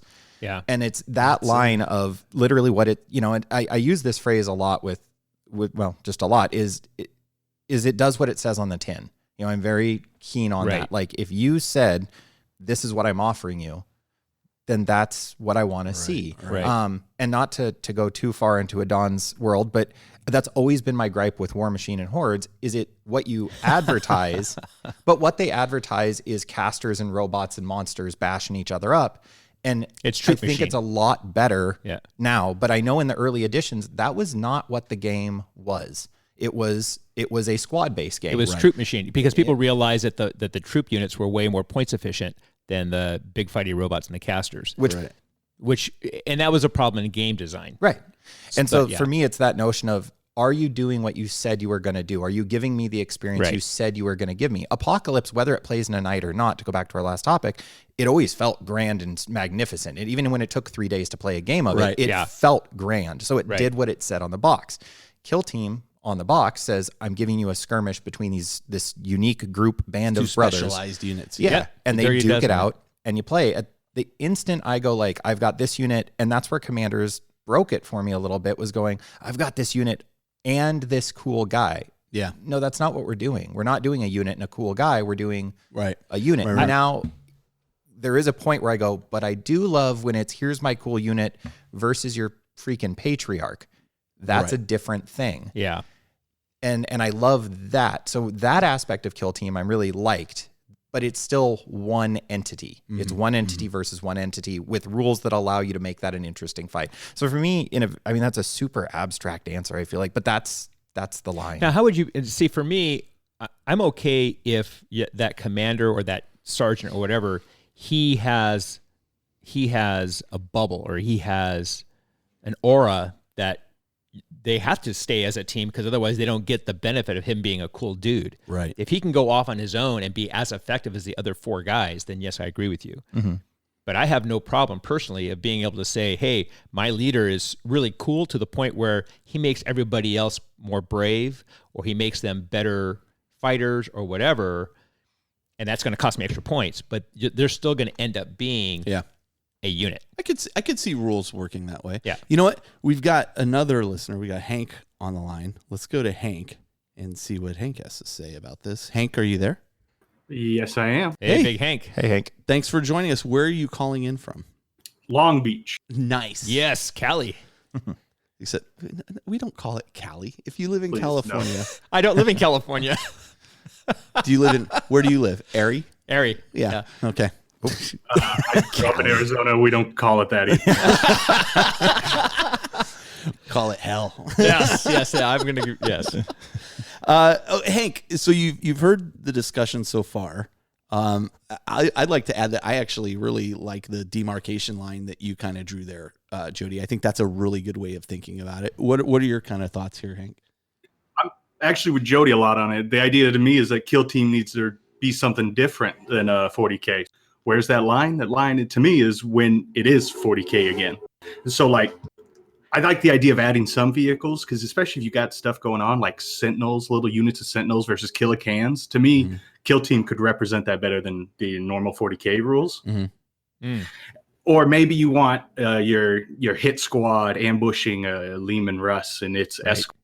Stuff like that where it's still small scale is where I think Kill Team can perform better. And to me, that's what it should stay focused on. So I'm also with Jody.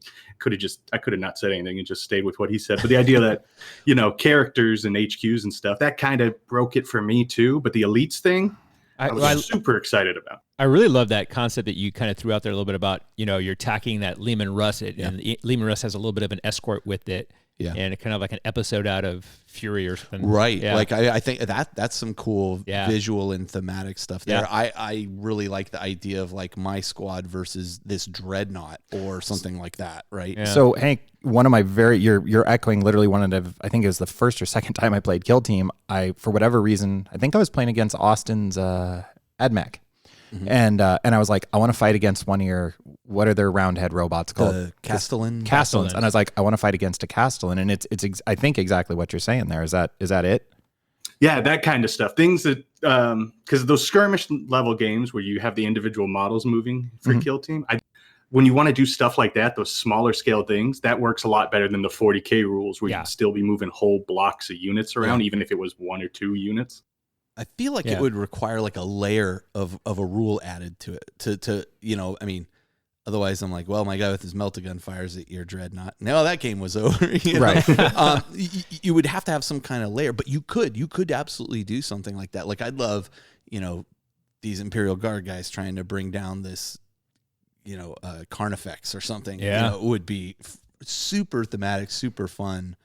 Just like on that little board. I like that idea a lot. The imagery that you just evoked talking about like the Lehman Russ and being escorted by a squad and then my squad has to take that out is really, really Or the Sentinels appealing. versus Killicans, like the degree to which my brain is like spinning and just like frothing at how cool that would be. I was like over at Jody, was like, I was glazed over. I was gone. I was millions of light years away on a dangerous planet. That's awesome. That was rad. Hank, how long have you listened to the show? God, I can't even remember. A very long time. Before we quit and came back? Definitely, for sure. I remember I was driving up to Santa Clarita from Phoenix, and I was listening to that episode, and it was like, what else am I going to fill my time with? Santa Clarita, that's a part of the Los Angeles basin that's almost as close to Arizona as you can get to in the summertime. Santa Clarita gets pretty nasty. Does it get hot?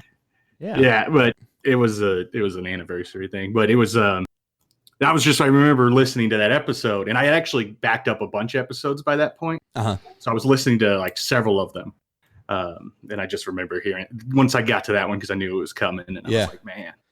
Yeah, well. So I'm glad you're back. We're back bigger than ever. Yeah. I mean, honestly, we're trying some new stuff, as you know. So listen, thank you so much for joining us. Really appreciate the insight, and thanks for listening. Thank you so much. I'm now off to play my first game for the campaign. Oh, good. Awesome. Oh, good. Oh, yeah, rad. yeah. So listen, I'm very interested in your feedback on the campaign and how it goes. But please do submit your game and submit the take a bunch of pictures and stuff. I mean, that's the more thematic your write up and the more pictures I have, the more I'm gonna stick. Oh, wait. Is everything into the painted? monthly thing? Everything I'll take pictures of will be fully painted. There you Excellent. go. Oh, well Good done. answer. Sleight of hand, just as good as the real thing. Oh, the unpainted sergeant died again. That's a real shame. All right, buddy. Thank you so much. Good luck, Thank Hank. you guys. Bye. Okay. Okay, I'm sorry. This is just cool. It's fun. It's fun. I'm really enjoying it. Okay, Yeah. so listen, we're going to take a short break. Then we're going to come back. And at that point, we are going to go ahead and do a couple more questions. So we will be right back.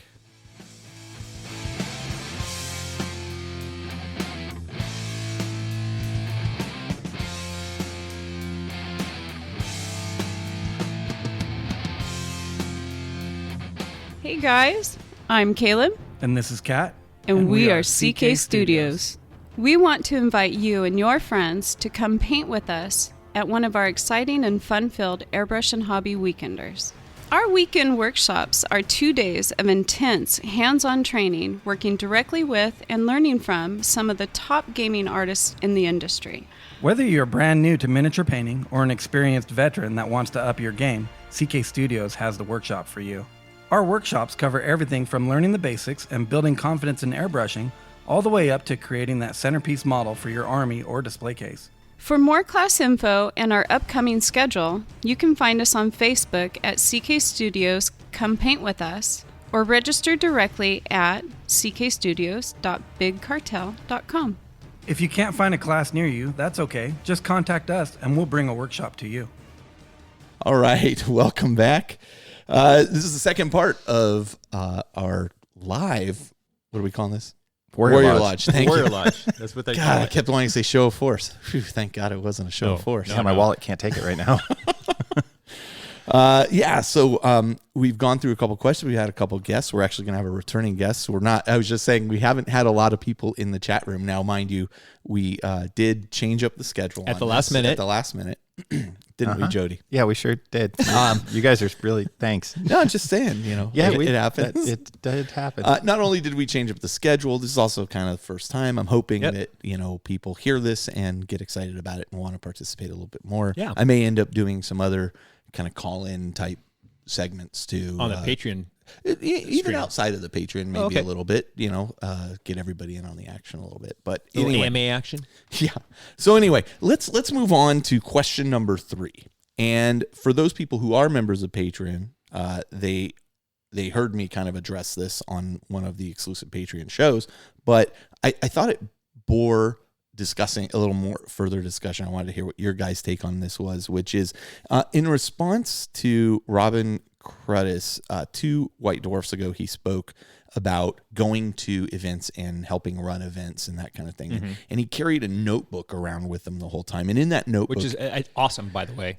I thought that was an awesome thing. Telling. Yeah. yeah, in that notebook, he had, he would write down answers to these various questions that he would ask people. And 2 of the questions that he would ask are, the first one he would ask is, if you had a magic wand and you could change one thing about Warhammer 40K, what would it be?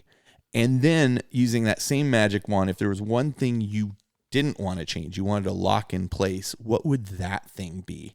And Adon, let's go to you because your answer is actually very, very similar to the answer I gave on the Patreon episode. Which I hadn't listened to at that time. Have you now? No. Oh, okay. Fair enough. Well, no, because you sent me the thing 2 days ago, and I haven't had a time. Well, that's what I was saying. I was Yeah. kind of shocked if you had. Yeah, no. So what was your response here? So I've kind of already addressed this. I'm going to leave it to you guys. Let's start with you, Adon. Okay, so if it was actually a real magic wand where you could actually do magic, my answer would be when you designate the shooting, you'd actually see the shooting and you'd see the effects on the other unit, and you'd hear noises and it would be cool. Hang on, one of these buttons is crickets. But since it's not actually magic, Is that it? That's not it. Wait, maybe no, that was not it. I promised myself I am not going to use the sound effects in And- shows, and then and I the did. very first show. I'm going to delete those. So what I would change is the allies and detachments way of doing things. Okay. I've heard folks from GW say that they actually don't have much of a problem with the idea of like Imperial soup. I do, in that it gets abused. And so the way I would change it, if I was going to change it, is I would put more of a reward on having a mono book build, right? It gives you extra command points or something. You can pick from a list of special abilities. I don't know. Well, I think But that I think that that- speaks to what their original philosophy was, Right. right? Which right. was And in Age of Sigmar, that was how they designed that game, is that the power of the army comes through a thematic build. Mm-hmm. If you make a thematic build with the army, it's going to be a better army. Yeah. And so I would love to see something more along those lines. That's what I would change. The allies detachments rule, to me, is it takes away from the game for me. When I go to a game, when I'm playing with the people I normally play with, I don't get it as much. But when I go to a place where I see people who I don't normally play with and who are playing to maximize the effect of their army, that's when I see it. That's when you see it breaking the narrative. The narrative. Yeah, right. And that's what it bothers me. Yeah. And I mean, I guess that's why narrative gaming is in play. Right. But I actually agree. And this was actually the exact answer I gave. I would like to see not necessarily a nerfing of one, but a ramping up of the other. Right. If people want to, yeah, exactly. Yeah. Because then I think you would see games where you're like, what was the game? It was Blood Angels versus Thousand Suns. Right. Right? Right. No, it's not Orcs Blood, and Necrons, or whatever the heck it was Blood Angels, plus I took these, this the Loyal assassin, 32. and I took, it's, all right, But I mean, again, that's what you would want to see. I think that's fair. That's me. Yep. That's what I would change. Okay, and then we'll come back to what you wouldn't change in a minute. Jody, what about you? So, I'm not even sure how to phrase this. Like, it's super similar and yet very different. In that I actually really like soup. Really a big jeez. Hanging sentences that just didn't have any a good minestrone, or right? Even a French onion sometimes. Or a bisque, really refreshing bisque. Yeah? Or sorry, okay, that it's going to happen once an episode. Everybody knows it, I think, by now. Okay, so I like the concept of soup. When I built my sisters, and then I ended up painting up 4 knights, I painted the 4 knights with a color scheme that felt complementary to my sisters, so that the sisters could have a knight backing them up. I like the idea of a bunch of guardsmen with a Marine squad tied in, and I love that it's so free to do that now. So what would I change? Well, my first very short answer, and this is number 1 on my list, and this is a very short answer, which is already, I think, pretty reliable. It's going to happen. You get one thing to change. Nope, too late. Update power level. Okay, I said it. That's not my thing, though. But update power level, for crying out loud. Okay, second thing that on this topic. I think you're going to be happy. Yeah, I'm feeling pretty comfortable with that. It's not the soup that I have a problem with. It's the abusive use of stratagems within the soup. And maybe that's what my issue. Maybe that's where the issue comes in. And you're talking about sorry to interrupt, but when you're talking about the Sisters of Battle who are allied with they're escorting a guard unit, or they're providing cover for XYZ Inquisitor or something. Yeah. To me, that fits completely within the game. Right. And so that's cool. But yes, so maybe the answer is what you're talking about. There are lots of instances in Black Library books where Space Marines are working alongside Imperial Guards. Oh yeah, absolutely. Chaos is consorting with demons. Yeah. I mean, these things happen. Right. I mean, arguably my favorite part of Hell's Reach is when the guy is like complaining to I can't remember the chaplain's name about his this girl he likes. Yeah. And the chaplain's like Grimaldus? Yeah. Yeah. And he's like Grimaldus is like, yeah. Because he has no concept. And he just walks off. He's like, okay. And he's clearly just has no ability to relate. Right, no context. And I mean, that stuff's so rich. So what I mean by abusive use of strategies across allied lists is just don't let people cross the streams. And this here, I can get my hate mail out of the way too. I frankly feel like there's too many command points in the game. I would like to see command points. I love stratagems, but I feel like they are too much a part of the game. And I love them, but for me, they go a little too far. Yes. And the worst case scenario, the worst offense of the use of stratagems is I've got these 30 guardsmen 32. that are just 32 guardsmen just there to, right, the loyal 32, yep. Just there to pump points into my knights or whatever. And I go, why? It doesn't feel right. It doesn't feel right. And from a narrative perspective, it's wrong. No, it's wrong. How do you mean? No, from a narrative perspective, having a group of guardsmen with the knights works. Right. Using them exclusively to pump up your command points is incorrect. Is wrong. Yeah. Okay. And that would be my pleas, dear GW, please change the following: is stop allowing the crossing of the streams. Now that does open up a messy logistics point, which almost runs directly counter to my don't change. So how do you know which points go where, and how do you track that, and that unraveling it? They have to have at least two. Right. They have to have at least 2 words in common instead of 1. For me, it's just your stratagems come from your command point pool. Your stratagems come from your command point pool, and each detachment has its own command points for its own stratagems. Yeah, because Adon, I'll bet you that simple solution runs into a lot of problems. It probably does. Yeah, but I mean, but that's the idea. Is that exactly what you're saying? Is that my Imperial Guard command points only work for my Imperial Guard? Right. My Knight command points only work for my Knights. And the way you do that is you have different colored tokens for the different colored pools of points, and that's what you do. Yeah. Okay. Marketing. We're going to go back to Luke, Yeah. who's joined us again, and we will talk to Luke briefly here about what he would like to see change. You get one, unlike Jody. Okay. Luke. Sir Luke. Yeah. Hey, how's it going, Luke? Good. I only want one. Okay. I'm going to go totally different direction. Thank you. You get to come back. Yeah. Unlike Jody. So, yeah. Ouch. Spoiler. Yeah. So the number one thing that, at least for our gaming group, we gripe about the most is the role of tanks in close combat. Yes. And so, we've brainstormed a number of ways to fix this, but So describe the problem. Okay, so Good call. the ability for non-flying tanks to get locked in combat and then effectively be useless the rest of the game because they can just be piled into, et cetera, no matter how far they fall back. You are not shooting with that thing. Hampers a number of armies considerably, right? And so you're seeing IG armies not take a lot of tanks anymore. Land raiders are almost useless, et cetera, et cetera. That type of thing needs to be fixed. Now, that could be as simple as, you know what, there's a generic 1-point stratagem that everybody gets that allows a non-flying tank to fall back and fire. Yep. It's not a bad idea. Love it. Right? So at least you can do it one time every turn. Or It's not a bad idea. That's a good solution. There's a house rule right there. Yeah, well, yeah, we are house ruling that here from now on. And does that house rule work? Are you liking how that house rule works? We kind of met last weekend to agree upon it, and we haven't actually tested it out yet. Okay, So all I right. can't really tell you. All right. Other more complicated options are saying, like they did back in 5th edition, where you say like, oh, strength 5 and lower guns can all fire within 1 inch, or flamers Right. can fire, or something like that, so that they're not useless. There's probably a more elegant solution. Yeah. Yeah. In this era of 8th edition. Right. I like the That command stratagem one. one. Yeah. That's a great idea. Yeah.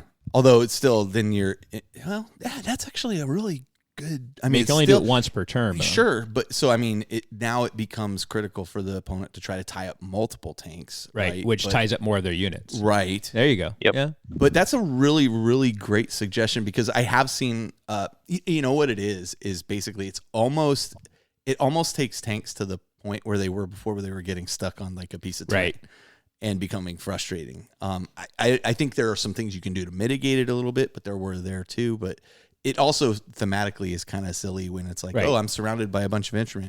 Hey, I got an idea. Why don't you just drive over those guys? Yeah, exactly. You know? Exactly. Yeah, you could bring death or glory or something like that too, right? Yeah, that was always kind of a screwy rule. Every time we had it happen, we go, okay, wait a minute, stop. Now we got to go look up this rule again. Oh yeah, absolutely. Okay, Luke, hang on just a second. We're gonna go round robin talking about what we wouldn't change, and then we're gonna actually, let's start with you. How about we do that? All right, what there you would you not change? So, this is a tougher question. yeah. So I thought about it. What I would not change is the almost the word customizability that they've put into all the different factions. So I really liked they had customizable chapter traits for Space Marines. There you go. Several editions ago, they had customizable IG traits several editions ago. Right. And the fact now that they've put in, different factions for Necrons and AdMech, and you can pick that flavor and customize your army. I really like that they've done that for all the different factions. Yeah. And so you wouldn't definitely take that what I would back out. keep. Yeah. You could even build it more than what it is, but I'm really glad they added that in. Yeah. I think that's actually. I think it's one of the best things they've added in. Yeah. And it kind of goes counter to the idea of, we're streamlining the rules. They actually made it more complicated by adding that back in, but I agree with you. I think it's a fantastic thing to have added back in. More variety of armies on table is always a win. Always good. Yeah. That's it. Strong. All right. Good suggestion. Luke, thanks again for joining us. Thanks, guys. All right. We'll talk to you later. Okay. So let's go to you, Adon. What would you not remove from the game? So I'm going to give you some context about why I picked this. Okay. Fair enough. So one of the things that not everybody, that you hear folks regularly, no, that's not right either. One of the things you hear regularly whined about by some people, there you go. The teacher's looking at me on my left, is the idea of why does the app take so long to finish for 40K? Right? The Age of Sigmar app's been running forever, and we really like it. And so fix the 40K app, make it happen, because, apps are really easy to do. Speak of magic wands. Yeah, speaking of magic wands. So and I've talked to some of the Warhammer guys offline, and they've actually said it publicly. One of the difficulties is the amount of granularity in the point system in 40K with war gear and unit options and et cetera, et cetera, et cetera, et cetera. One of the ways to correct that, make the app easier and actually follow along with the way that they've done things in the past, where they model changes in 40K on things they tested out in Age of Sigmar or in Fantasy. One direction they could go is make the units in 40K more generic as they are in Age of Sigmar. Then the app would be easier. It would be easier to roll things out. So that's the thing I would not change. Please, please, please do not change the granularity and the customizability of the models and units and things in 40K. Yeah, I think that would be a real detriment to the game. Yes, I mean, because for me, and my wife gives me a bad time about this, but I'll have like 27 lists for the same Sisters army because I've changed the pistol that the canoness is carrying, or I've changed, well, no, they have a banner. Well, no, they don't have a banner. Well, now I have this. Well, now I'm 2 points short. But if I take this off and I add that, then I can do that. Okay, now I'm 2 points over. And because I used to use Army Builder all the time, and I would print out the stuff. I don't like Battle Scribe. Sorry, that's what you can send your letters about. You can send those ones to me too. I like the Army Builder output better than the Battle Scribe output. But Battle Scribe is actually pretty easy to use. I'll be honest, Don. Your old man's showing. Yeah, I guess I like the interface. Really, for you. And I know because I'm in the same boat as you. Yeah, but I like it this way. I'm used to how it works, and I am struggling a little bit with Battlescribe, but I see the thinking behind it. So do I. And again, it's just like different graphic unit interfaces are. Some people like Apple better. Some people like Windows better. I mean, there's just people just like different things, and I just like the Army Builder way better than the Battlescribe way. The output to me, I agree. I like the output as well. But anyway, I would write all kinds of different lists, and it takes a lot of time. But it was actually really fun to test out the different things, and even then go play the different varieties of the lists. So that's what I wouldn't change. I just think it gives so much depth and warmth and fun and modeling opportunities. I actually don't like this about Age of Sigmar, is that the unit is the unit. Yeah, that guy always carries a big hammer. Tough.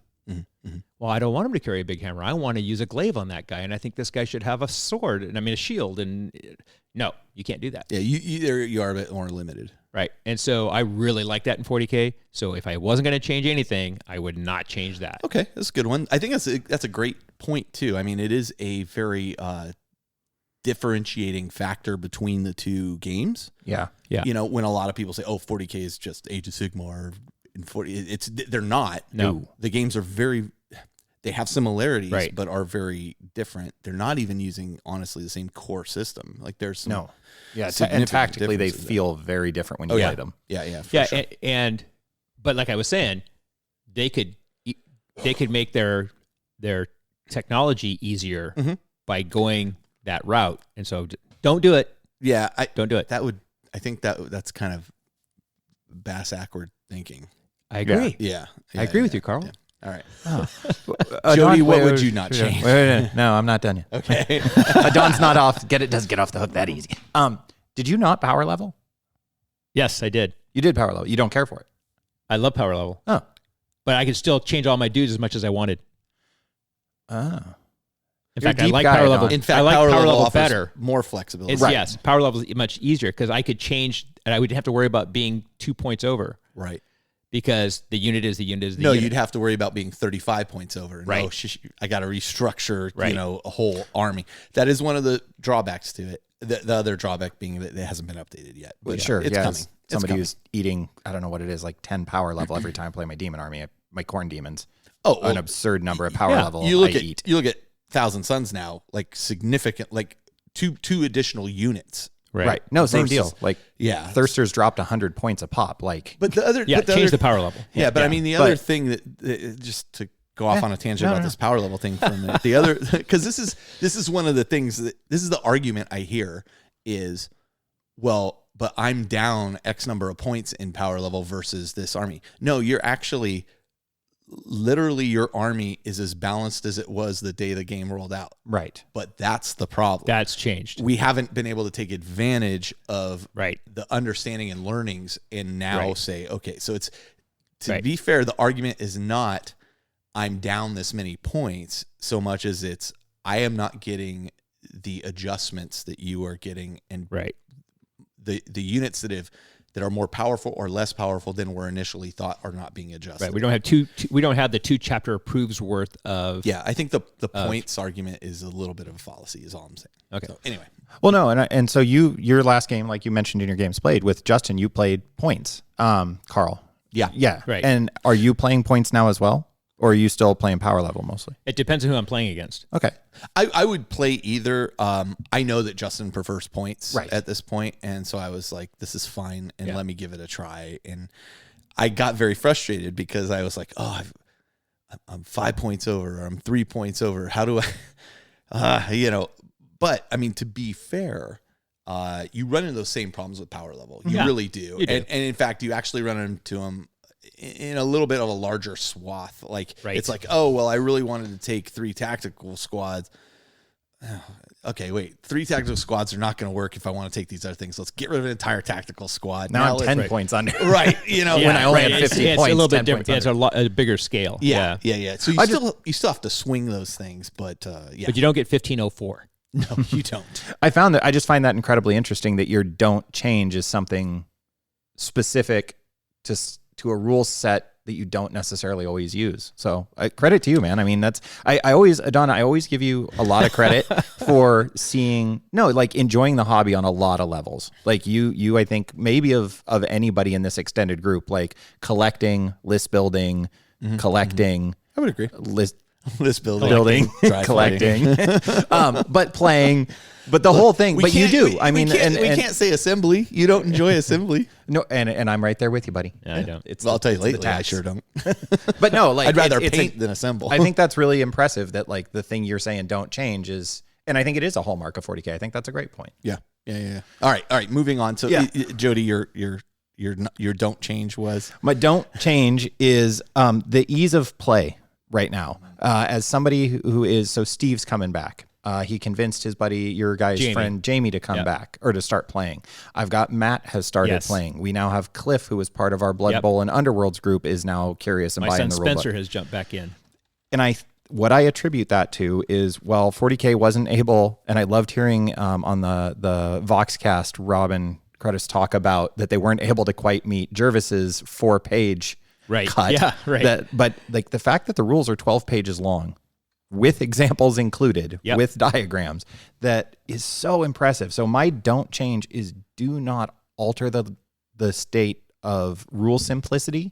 Do not add a bunch of special case rules. When we were just talking about the vehicle issue with Luke, that please do not add some like special little, but vehicles do this. No, vehicles act just like everything else unless there's some sort of stratagem or something.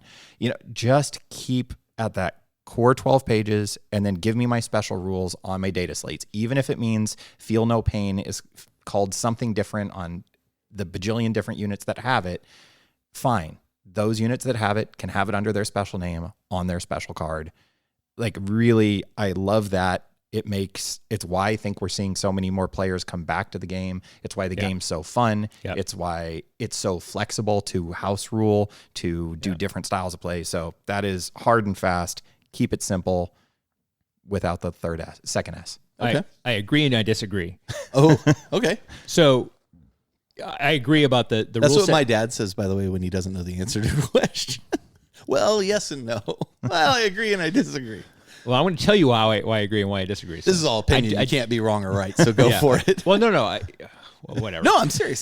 Go. So when 8th edition came out and we ran a demo night at the store and we were packed. I think I did a dozen demos. Had 12 people, I think. I went remember through this. and demoed it.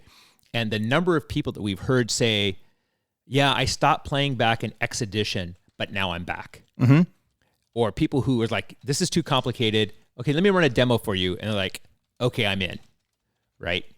Or I played X System Infinity and it was so freaking complicated I stopped playing wargaming. That one to do it. But now I'm in. Okay. So I agree with you. And I think it needs to stay streamlined, bog simple, 12 pages done. Where I disagree with you severely I knew this one would get you too. is I have no problem at all with having all the different little special rules on the unit cards. Let's have unit cards like Age of Sigmar. Oh, yeah. I think those are coming. I mean, you I saw hope it so. in the Shadow Yes, Sphere box. the Shadow Sphere box, yeah. So, yes, have all the special rules on your little individual cards, and every vehicle gets that special little stratagem that Luke just talked about. You can back out for one command point, whatever. Yes, I love it. Call it the same damn thing on every card. I'm going to disagree with you. I'm sorry. And occasionally, the rule will be just slightly different. That's intentional. That's why That it's not pisses me called the off. same thing. That's why it's not called the same Right. thing. But- it gives but them for- another lever to adjust. But somebody, okay, yes, it gives them another lever to adjust. But I don't think that there's enough bandwidth to have the ability to adjust all those levers in to your make it worth. mind or in the In what I've seen, studio's what I've seen development team? develop. I mean, you look at the things that have happened in the FAQs and in the chapter approved and things like that. They're making large lever adjustments. They're not tweaking all the little dials. And so, to me, for somebody who owns multiple armies, for somebody who plays against a lot of different armies, but is not a competitive gamer who plays all the freaking time, I don't like that your version of Feel No Pain is called something different than his version of Feel No Pain, which is called something different than my version of Feel No Pain. Because it's not Feel No Pain. Right. But if they all do exactly the same thing, then call it the same thing. If you want to call it something different, then it should do something different. But if it does exactly the same thing, call it exactly the same thing. They call it an invulnerable save. Why? It could be a spirit save. It could be a force field save. It could be something else on every card. Because that's in the 12 pages, not on a data slate. I understand that. But Okay. but the point, my point is that The best part about this argument, and I genuinely, I mean this, like I'm not, it makes me laugh, but the best part about this argument is we're never going to agree. we're never going to agree. But that's where I disagree with you. And it's a fair, understood, appreciated, and I disagree. Yeah. Yeah. But Okay, I think that's you're okay. making a fair point, and I think as an event organizer and somebody who teaches the game from that point of view, Yes. I think that's a strong. It There's a makes strong sense argument why to you be feel made. that Yes. way, and I don't disagree. Yeah. Okay, fair enough. Okay, let's move on to our last question of the show. And this one is pretty straightforward. Why did we do Twitch? No. Oh, no. Sorry, go ahead. God, no. That is not a straightforward. How do you budget your money for your hobby purchases? Do you set aside a limited amount each month that you can spend? Or do you purchase what interests you at the time? What is it? How is it that you wind up with massive collections that you're then throwing away because people won't buy them from you at the time? That's a little more specific, maybe, of a question. But I didn't even look. I haven't even looked at your answer yet, by the way, in our show notes. So I mean, what is it that makes you? And for the first time, actually, I'll go first because for the first time in this episode, I'm going to actually give my thoughts here on my particular situation, which is, when I first started the game, there was times where I was interested in starting in like high school and even after high school, but I lacked the funds to really enjoy the game and play it. Like I would look and go, wow, they want how much for a box of skeletons? And they're plastic, Yeah. At the time, I had no idea that plastic was so much greater than working with metal. But, there was a time where I could not afford to get into this game. High school, after high school, that kind of thing. I really couldn't do it. Then what happened is, I've said on the show before, is our D&D group wasn't getting together regularly. I was finally in a position where if I wanted to get into this, I could afford to dip my toe. And I remember telling Shell, I'm gonna give this game a try. Here's a great thing. If I don't like it, I can turn around and resell this stuff for maybe almost as much as I bought it for at that point. The market was a lot stronger for it at that point. Right, yeah. And as it turns out, it took off, and I did a lot of impulse buying initially, probably more than I should have at certain points. Definitely more than I should have at certain points, but I didn't really set like I'm going to spend $200 because I was kind of buying things ad hoc here and there. And as my career has progressed, I've been incredibly lucky and fortunate to be in a position where, I don't really have to set like a hard and fast budget every month or anything. I probably should, but I don't have to. If I see something that appeals to me, I purchase it, and great. Now there's a distinction there. I mean, if I want to buy a Titan or a Thunderhawk or something, that's like a third Thunderhawk. Significant investment. I sold one of them too. Yeah, you did. When we start talking in Carl's monetary units. Yes. When you start talking that kind of thing, those are much less of impulse buys. A full army, like that's something I plan for and set aside. Okay, I'm not gonna go out to dinner tonight. I remember you doing that at Adepticon with Paul when you were looking at your Horus Heresy army. Yeah. I mean, I'm a little cautious there, but what that means though is for me, budgeting comes down to time, and I'm budgeting my time more than my money at this point. That's interesting. That's a good point. Because what it turns out is, can I afford a Warlord Titan? I probably could afford a Warlord Titan at this point. Shell has often, when we went to Warhammer World, she's like, you don't have that one. You should get that one because then it's all part of the set. Right. And I'm like, so many people are nodding along with Shell right now. So many people are like, you got a good wife. Yeah. That's, I think we're going to touch on a theme there. But the reality was, I said, I'm not going to buy it because I haven't even put my Reaver Titan on the table yet for play. Right. And if I'm not getting my money's worth out of playing that, then why am I spending that money? And as I have, like you, Adon, accumulated a lot of stuff, and then I've been giving stuff away. I just gave Jody some Terminators to make some, like, here you go. Oh, you got Terminators? I didn't get anything. You want a hug? Give you a Later. kick in the... See how it is? I'll give you a I know. mute. You offered me a hug, he offered me a kick. I'll give you a mute button. No, but I mean, as I've gotten to that point, for example, Mason was just his birthday. Right. I had a Land Raider sitting in shrink wrap, and I'm like, yeah, when am I going to assemble this Land Raider? Right. You know what? If I'm going to assemble one, I'll go buy one and assemble it. I'm going to give this to Mason. That is so cool. He'll love it, right? So I gave that to him. Plus, I gave him all the duplicate White Dwarfs I had that you and... Oh, yeah. Is this Green Marine? Yes. Awesome. Yeah. He's super stoked, too. Oh, that's rad. So it really comes down to budgeting my time, as I was saying. And so if... Now I'm at the point where if I'm going to spend money on something, I don't look at, can I afford this $65 for this model? I go, am I going to get the value and time out of this thing I'm about to purchase? Or is this going to be yet another thing that sits on my shelf waiting to be assembled? I'm going to pass for now. Yeah. Right. Which for example, allowed me to let go of that Land Raider too, because I'm at a point where I'm like, when am I going to assemble this Land Raider? And it's $65 sitting here on the shelf, worthless to me, will make this person's day. Right. Yeah. I don't have to go buy him a gift. I can take it off my shelf. Here you go. Yeah. And he was super, like, he also got a phone. This is his first phone for his birthday. And he messaged me later that day. He's like, I'm almost done assembling it, and I'm not sure which weapons to use. And I'm like, whoa, wait a minute. Did you just say you're almost done assembling? Like, this was like Kid's my 3 hero. hours later. I'm like, wow. You taking notes? I'm sorry. That was offsides. Yellow card. I'll be quiet since you can mute me for a few minutes while I sit in the shame bin. I had to switch the camera over so you could see the dejected look on Don's face. But so to me, it's more now about budgeting time. And the old adage applies: time is money. Yeah.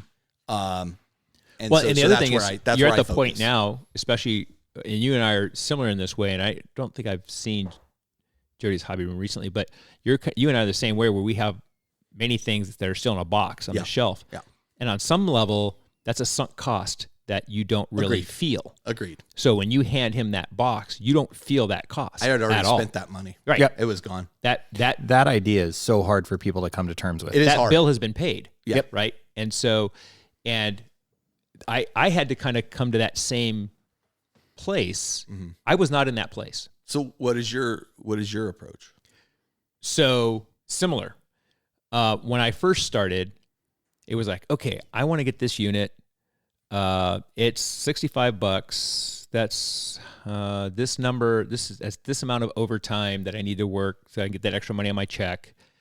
And then I became salaried, and that wasn't a thing anymore, right? But at that point, I was a little bit more liquid, and so I actually did have a budget. It was like, okay, well, this is my money, because my wife and I had set it up where at the end of all the bills, we each had a little kind of pot of money that we could play with on our own. And so I would have my pot of money, and I would pay for it out of my pot of money, and maybe I would borrow a little bit from my next month's money or something, right? And then that's how credit cards work. Well, I'm gonna admit to this now because she doesn't listen to the show. Then PayPal credit happened, which was not in the mix early on. Right. It was disaster because it's also the time I was getting into track riding on my motorcycle. Ew. Oh, you mean the PayPal credit card Yes. credit? Yeah. That was bad. And the thing is interesting, if you're not careful, like that becomes your default payment method. Yes. Unless you switch it to not be. Yeah. Shell racked up a bunch. I made sure not to. Yeah. And the other thing that I didn't read the fine print on is they say, oh, you can pay for 6 months, same as cash. Mm-hmm. Oh, awesome. Yes, but in order to do that, you have to pay the entire balance. So if you have 3 different things that are 6 months, same as cash, they don't put them in different buckets. Right. It's all one bucket. You have to pay it all off. Right. Which I didn't realize. No. So I paid a bunch of interest I wasn't planning on paying. Anyway, so I was trying to stay within a budget, but then I got to the point where I was looking at all the stuff when I actually took over when my son moved out and I took over that room as my hobby room, and I moved everything out of that guest room. Right. And I put it into the hobby room. I was like, you have a serious issue, dude. And I started looking at things going, how much did that cost? I don't remember how much that cost. Well, it's paid for. So it does. The It's cost irrelevant. is not really relevant. Actually, what it is wasted money. Right. It's wasted money. And there were things that I bought, Drops on Commander, where nobody's playing it anymore. Right. Yes, I spent a bunch of money on it.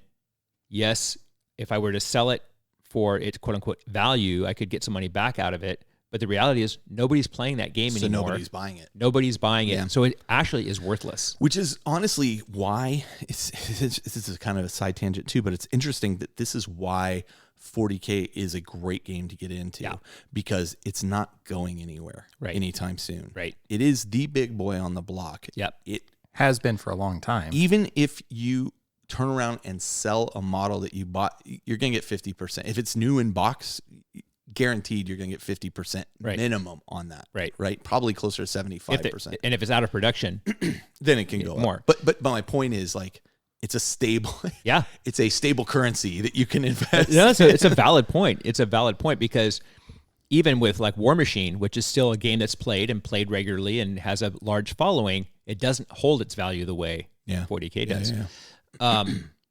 And so, I mean, the last Endgame flea market, I threw an entire Dystopian Wars army away in the trash. Yeah. I mean, just threw it away. And the battle foam that goes with it. Jeff was so hot on that game too when it came out. So was I when it first came out. I had the Prussians that had the airfield on top of the Zeppelin. It was a really cool.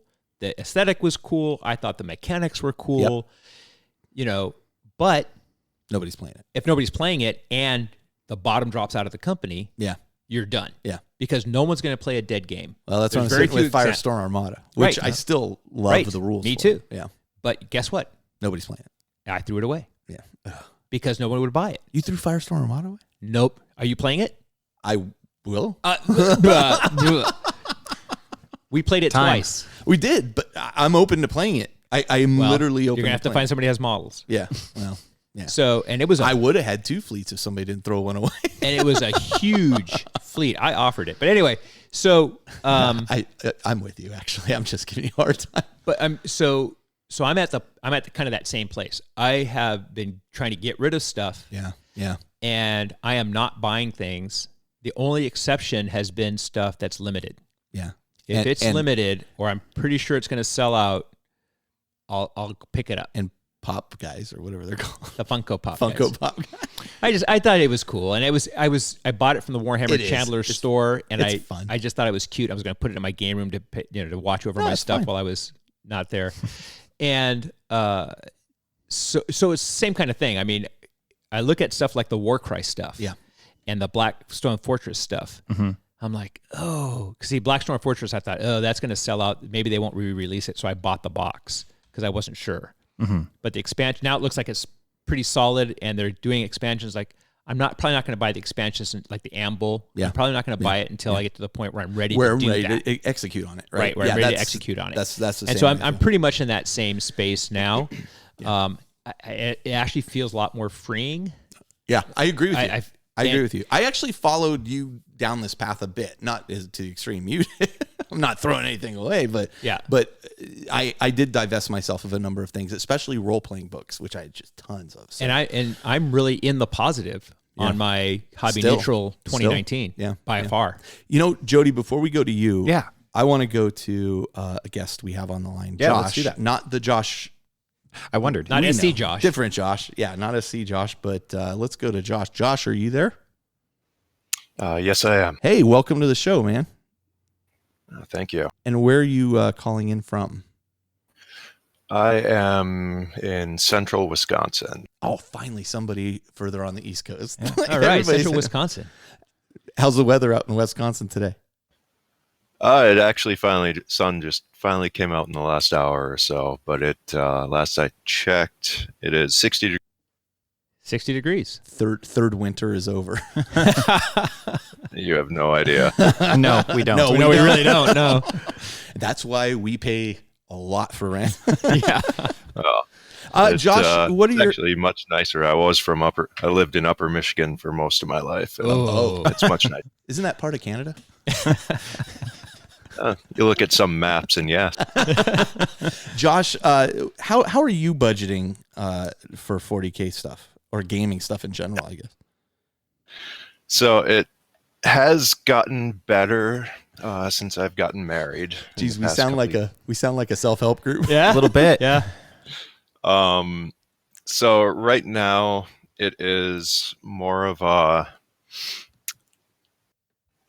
it like you were saying earlier, it's more of I look at it and I consider if I actually have the time to do anything about it. Mm-hmm. So how's it?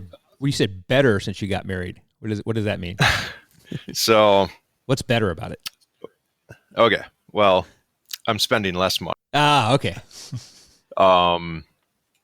When I lived in Upper Michigan, most of my interaction with the Warhammer hobby was listening to the ICs and then actually hobbying, painting, building things, whatnot.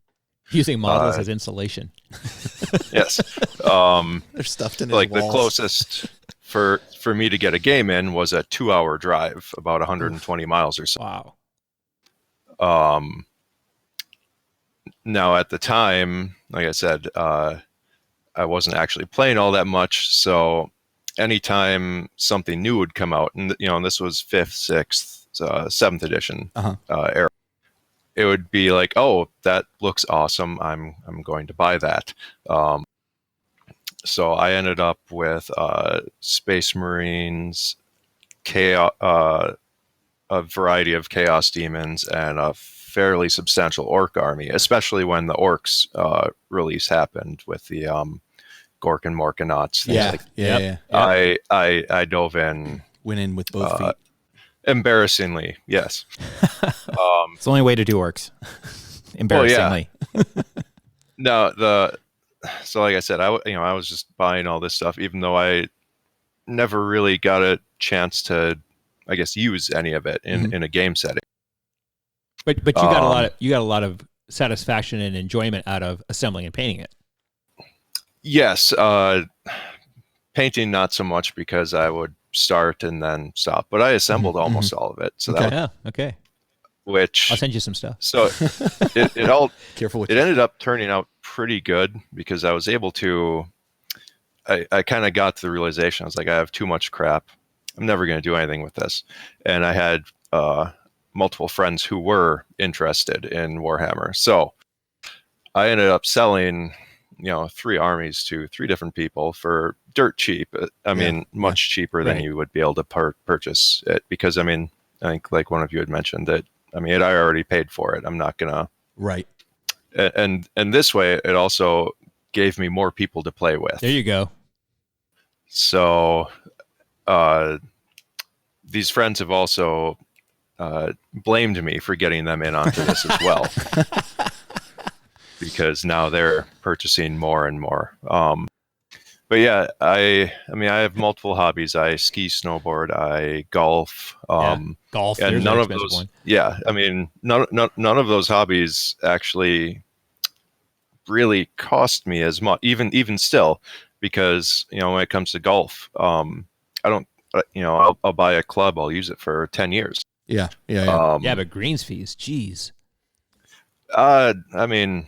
Around here, it's maybe $20-$25. What? Yeah, they're real expensive. It's like $100 plus. So then, how are you budgeting your money now for 40K? Does your wife help with that? She's watching. So it's not. I wouldn't say it's a hard and fast budget. It's more like recently I bought. I shouldn't say. Recently I purchased when the Gloomspite gets for AOS came out. I went in on them, but I sold my Night Haunt army. Gotcha. There you go. Yeah. Okay. Yes, I probably spent more than what I got, but it was like, all right, well, but I want to get these guys. I'm so much more interested in painting and playing them. I'm going to sell these guys because I've kind of lost interest, and now I'm actually working on them and playing with them. So it's not something where they're just sitting on a shelf, not getting used or touched. Okay. Yeah, I think that's a great, approach where you're kind of trading up. Yep. Right. Right. You much like a car, right? You sell the car, you don't get as much as you bought it for, but then you put that towards the next thing that you're working up towards, and so I think that's a probably pretty solid philosophy. Yeah, so. the upcycle. How long have you been listening to the independent characters? I want to say 2011 is when it worked out great because my yard in Upper Michigan was about 4 acres that I had to mow. Okay. It took me 3 hours, and that it worked out perfect with the show because that seemed to be around 3 hours for an episode. Okay. All right. Well, listen, thank you so much for joining us, and thank you so much for supporting the show. I really appreciate it, man. Hey, thank you. You guys are putting on excellent content. Thanks. I really appreciate it. We're trying. Thanks. We're trying. All right. We'll talk to you again soon. Thank you. Thank you. Bye. So, okay. I think that's actually a pretty solid philosophy, right? Yeah. Like, and what it does, it doesn't lock you into a particular army. My first army were Space Marines. And then I realized, Space Marines are not my favorite way to play the game. Sold off those, but took that money and put it towards Chaos, which was something that I was much more interested in gelling with. Yeah. What about you, Jody? Oh my God, my head is swimming right now because I could have what was written the question again? Small book on this topic, which was weird because when I first read it, I was like, man, I don't know. And then I started thinking about it and was like, oh, this rabbit hole got really deep, really, really fast. Well, and you have the unique thing that you started this as a teen. Yeah, And Carl and I both were adults with families at the time we started. Yeah. Right. So that's kind of the approach I took. Is, I mean, this has been this hobby has been a part of my life for the vast majority of it. Wow. You know, at 40 plus, it's been there for at least 2/3 of it, I would say. Excuse me, 3/4 of it actually would be a much closer at this point. So I kind of broke it down to these different sorts of phases of my life. And I think it's relevant to, depending, and Don, both you and Carl mentioned this, that's, it's, you know, your guys' life positions and the way things played out had a huge impact. So I looked at mine when I was a teenager. Man, I just scrounged for any pennies I could get together to go buy toy soldiers. Yep. My parents, which I still to this day think is a very strange thing, that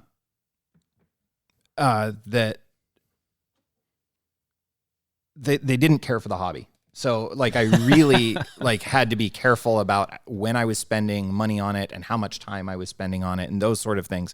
So were those their problems with the hobby? How much money and how much time you were spending? Yeah, on it? Or it wasn't like some satanic panic. No. Thankfully, one of my brothers played D&D, and that took the brunt of it. So I was like, I just like these models, and mom did do that a little bit. And I was like, Mom, look, I'm just painting little toy soldiers. But then I was spending too much time and money on painting toy soldiers. So I just scrounged for whatever, and I played Space Marines, which I think is telling that I was new to the hobby for 40K at that time, and that's where you should. And I really do feel this way. That is where you should start. You know, I mean, unless you're an adult and you've played a lot of games before, if you are really brand new to this thing, start with Space Marines. They're kind of built to start with. Easy and cheaper to get into. Yep. Okay. So then, in my, say, early 20s, pre-family life, man, I did what I want. It was buy all the toys, buy all the things all the time. There are no limits. Repurchase my childhood. Put myself in debt by buying toys. Don't eat dinner so you can do that. Literally. Yeah. Like at the most recent swap meet, I was talking to a young guy that I assume was at this point, and I was like trying to talk him out of buying some of my stuff. And I'm like, he's like, because he's literally telling me like, no, like I've got this much, but I think I've got enough like food at home that I can get to my next paycheck. And I'm like, dude, don't buy please don't do that. Like and he's like, well, no, here's cash. And I'm like, and literally was finding myself conflicted over whether I should sell this guy this stuff, but you know, there's a young adult. It's his choice. On the something awful forums, there's a whole thing about juice box. Like this father was like not buying his kid juice so he could buy like 40 Oh my God. Yeah.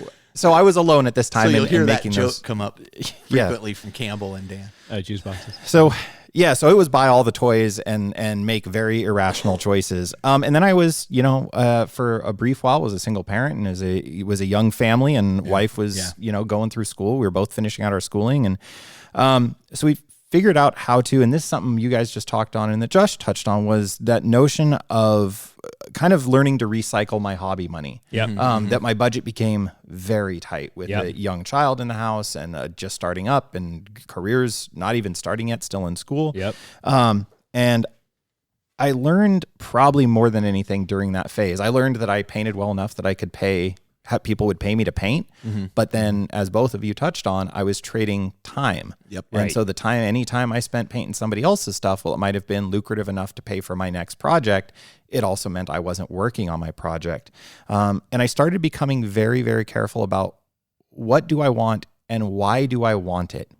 And when will I get around to actually using it? I think that's probably the unifying message I've heard through all three of you talking, including Josh. There was, when am I actually going to use this item I purchased? Mm-hmm. And became very mindful of that. And funny enough, during that time, I painted an Imperial Guard army, a Tyranid army, and an Orc army, which are massive armies. Your own armies, not as commissions. No, those were my armies. Wow. Now, I have sold 2 of those 3 armies off, and they are long, long gone, and they got upcycled probably into Orcs, frankly, because the Orcs are obviously still around. Right. But then taking those lessons now to where I am at a point in my life that my wife, bless her heart, says, like, just buy it. If it's going to make you happy, buy it. Yeah. It's really expensive. She's like, well, just buy it. And I'm like, oh, okie dokie. Yeah. But that's pretty cool. It is pretty cool, but it also is because she watched me go through that phase. She was with me through that phase. She watched me be very judicious and careful about how I was spending my hobby money. Right. For a long time, if it wasn't in my PayPal account from hobby painting or hobbying for others, it just didn't get spent. Right. And that became its own separate account where it was, I have money that goes into this place that comes from an outside source. Yeah. So our budget is a closed system. Yeah, I've been for doing our that a lot for family. 2019. Yeah, and it works great. I would recommend that to anybody. If you have a means of generating some sort of outside income source that isn't part of your traditional job income budget, Separate it, and then that is your hobby economy. And Or that's even where you move do some it. stuff from your bank account into your PayPal. Yeah. Per month. Yeah, right? sure. So just you increase your balance by a set amount, and that's all you can use for your hobby. It's not a bad idea. So as an Certainly my discretionary spending now that my kid is going to out-of-state college Yeah. is going to change significantly. Yeah. So Yes, it will. So, yeah, real life costs. So, anymore, what I look at with that freedom, though, is there's two things. One is, when am I going to get to it? But the other thing is, do I just want to buy it because I want to buy it and it will bring me joy to buy it? You know, my wife and I are pretty comfortable with the term retail therapy. Like, I bought this to feel better. yeah. Yeah. And we don't begrudge each other that I bought, last week I bought a second set of Blitz Bowl. It was on sale, but Yeah. it was, did I need a second? No, of course not. But I did because I wanted to buy it and it made me feel better to have it. And I think if you can be really honest with yourself about that, there's a lot of value in that notion of when am I going to get to it? Be honest about it. And then being honest about, I'm buying this Blackstone perhaps. Right. I'm buying Blackstone because I want to have it, because I want to have that set. Yeah. And it makes me feel like, hey, I've got this thing. And, you know, Adana, it came off as I was giving you grief. Collecting is a part of this hobby. Yeah, And sure. if Without a doubt. buying those things is part of your process, that's fine. Just be aware that that's what you're doing. Exactly. And I feel like as an adult now in the hobby that could just go nuts, I'm actually surprised how little I buy. Interesting. And when I do buy things, I know why I'm buying them. Yeah. I have definitely changed over the last 5-6 years, like how I'm deciding to buy things and when. Well, and for me, exactly that. I mean, I'd see stuff on eBay because I was a huge eBay purchaser I think- because yep, had I that couldn't phase. afford to pay full price, and I was also going to have to assemble it. And I'd see stuff and go, "Oh, that's a really great price for this. I'm going to buy them." Yeah, and you feel, and this is where eBay And gets it feels you, good. but you also feel like there's a time limit on when I can get this. Right. Like this is a deal I need to get. The right. reality is that deal will come along again. Yeah. Right. And it's, I find myself getting caught into that occasionally. Yeah. So yeah. Well, listen, this has been awesome. Let's go ahead and end this segment. We're going to come back. We'll end the show, but I think this has been very successful so far. I've been it's very, pretty very fun.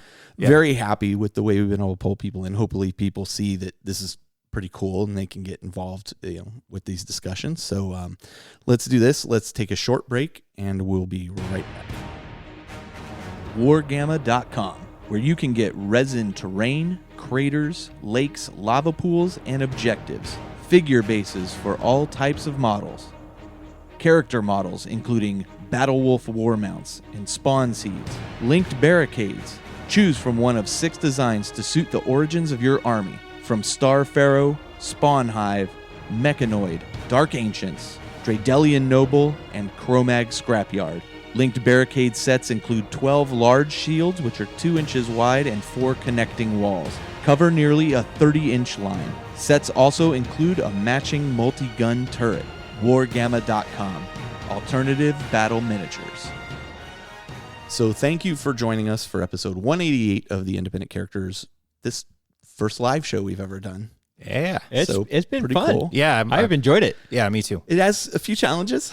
We could definitely use a producer of some kind. Yeah. So maybe we'll look at which one of our friends would volunteer. In an old Warrior Lodge, Josh did get shoehorned into that right in the middle of the episode betwixt Colin and I. I don't remember that. I do, because it was lots of fun to start giving him grief about what he missed, and then we missed a ton of stuff. So I'm volunteering Josh he should do it. Oh, that would be fun. And Yeah. you and Josh can come down together. So. Oh, okay, never mind. Oh, dang. Okay. So, do you have anything else you want to add other than that before we kind of move into final messages? No, that kind of thing? I really enjoyed it. I wasn't quite sure how it was going to work, but I've been But now you've seen the glory that is the glory that is the Rodecaster Pro. Roadcaster. This thing's incredible, man. Yeah, Yeah, I gotta really thank is cool. Dan from 40K Badcast. Which, if you aren't listening, honestly, the 40K Badcast, please just check it out. Like, these are 2 guys that are really putting out a great show. They're super enjoyable to be around. They are. I think we're all simpatico. Is that the word? That would be a word. Yeah, we're on the same wavelength. It's already hard for me not to talk about them and just talk trash. So with love. Oh, okay, with gotcha. love. Yeah, I mean, we're at that level, right? Like I immediately just want to, make fun of what's their phrase? Dunk on them. Okay. Although I probably am way out of my league right there, so that's Probably. going to backfire on me badly. I'm Campbell sure. is pretty good at that. Yeah, I noticed. Okay. So, if you are listening to the show and you like what you've heard, please leave us a review on iTunes or Facebook. We absolutely love those reviews. If you're listening and you aren't enjoying it, feel free to write me, Carl at the Independent Characters, for information, to give me feedback and that kind of thing. If you're really feeling excited about what you've heard, we have a Patreon where you can support us and be a part of a show like this one. Yeah. And we are, look, the tagline of the show is, we want to make you feel like a part of our gaming group, and more we are able to do that. Jody's had some great ideas around that. I think this kind of show shows that we value your opinion. We're interested in what you have to say. It's actually possible to be part of the group.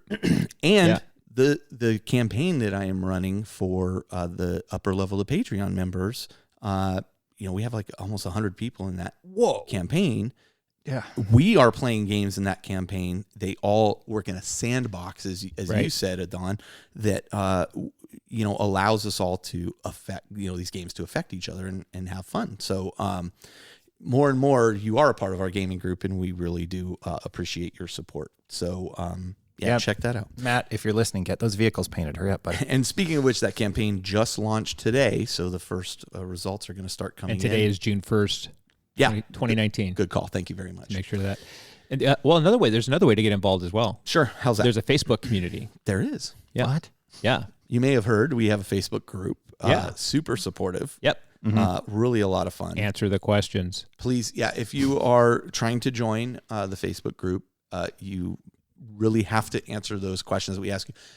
You don't even have to be 100% right. You just have to be in the ballpark. Yeah, it's because But there are bots or spammers out there, and seeing some of their answers to the questions have been fun. Actually, we have done a really good job of keeping them spammers out of that group, and not only that, I mean that goes to you and Adam as well, who are helping me monitor, and work through this. But I think the minute we changed it to, if they haven't answered the questions, just decline it, and they can reapply answering the questions.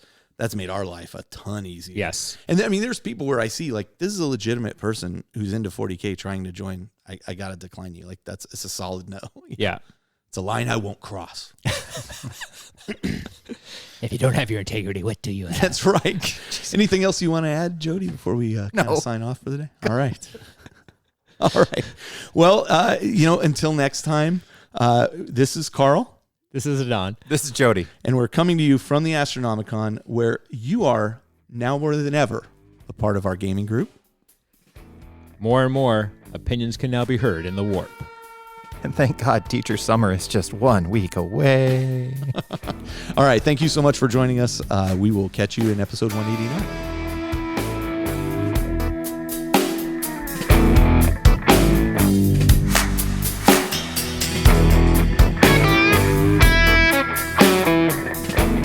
This episode of The Independent Characters is protected by the Creative Commons license. If you have further questions as to its use, you can find information on the front page at theindependentcharacters.com.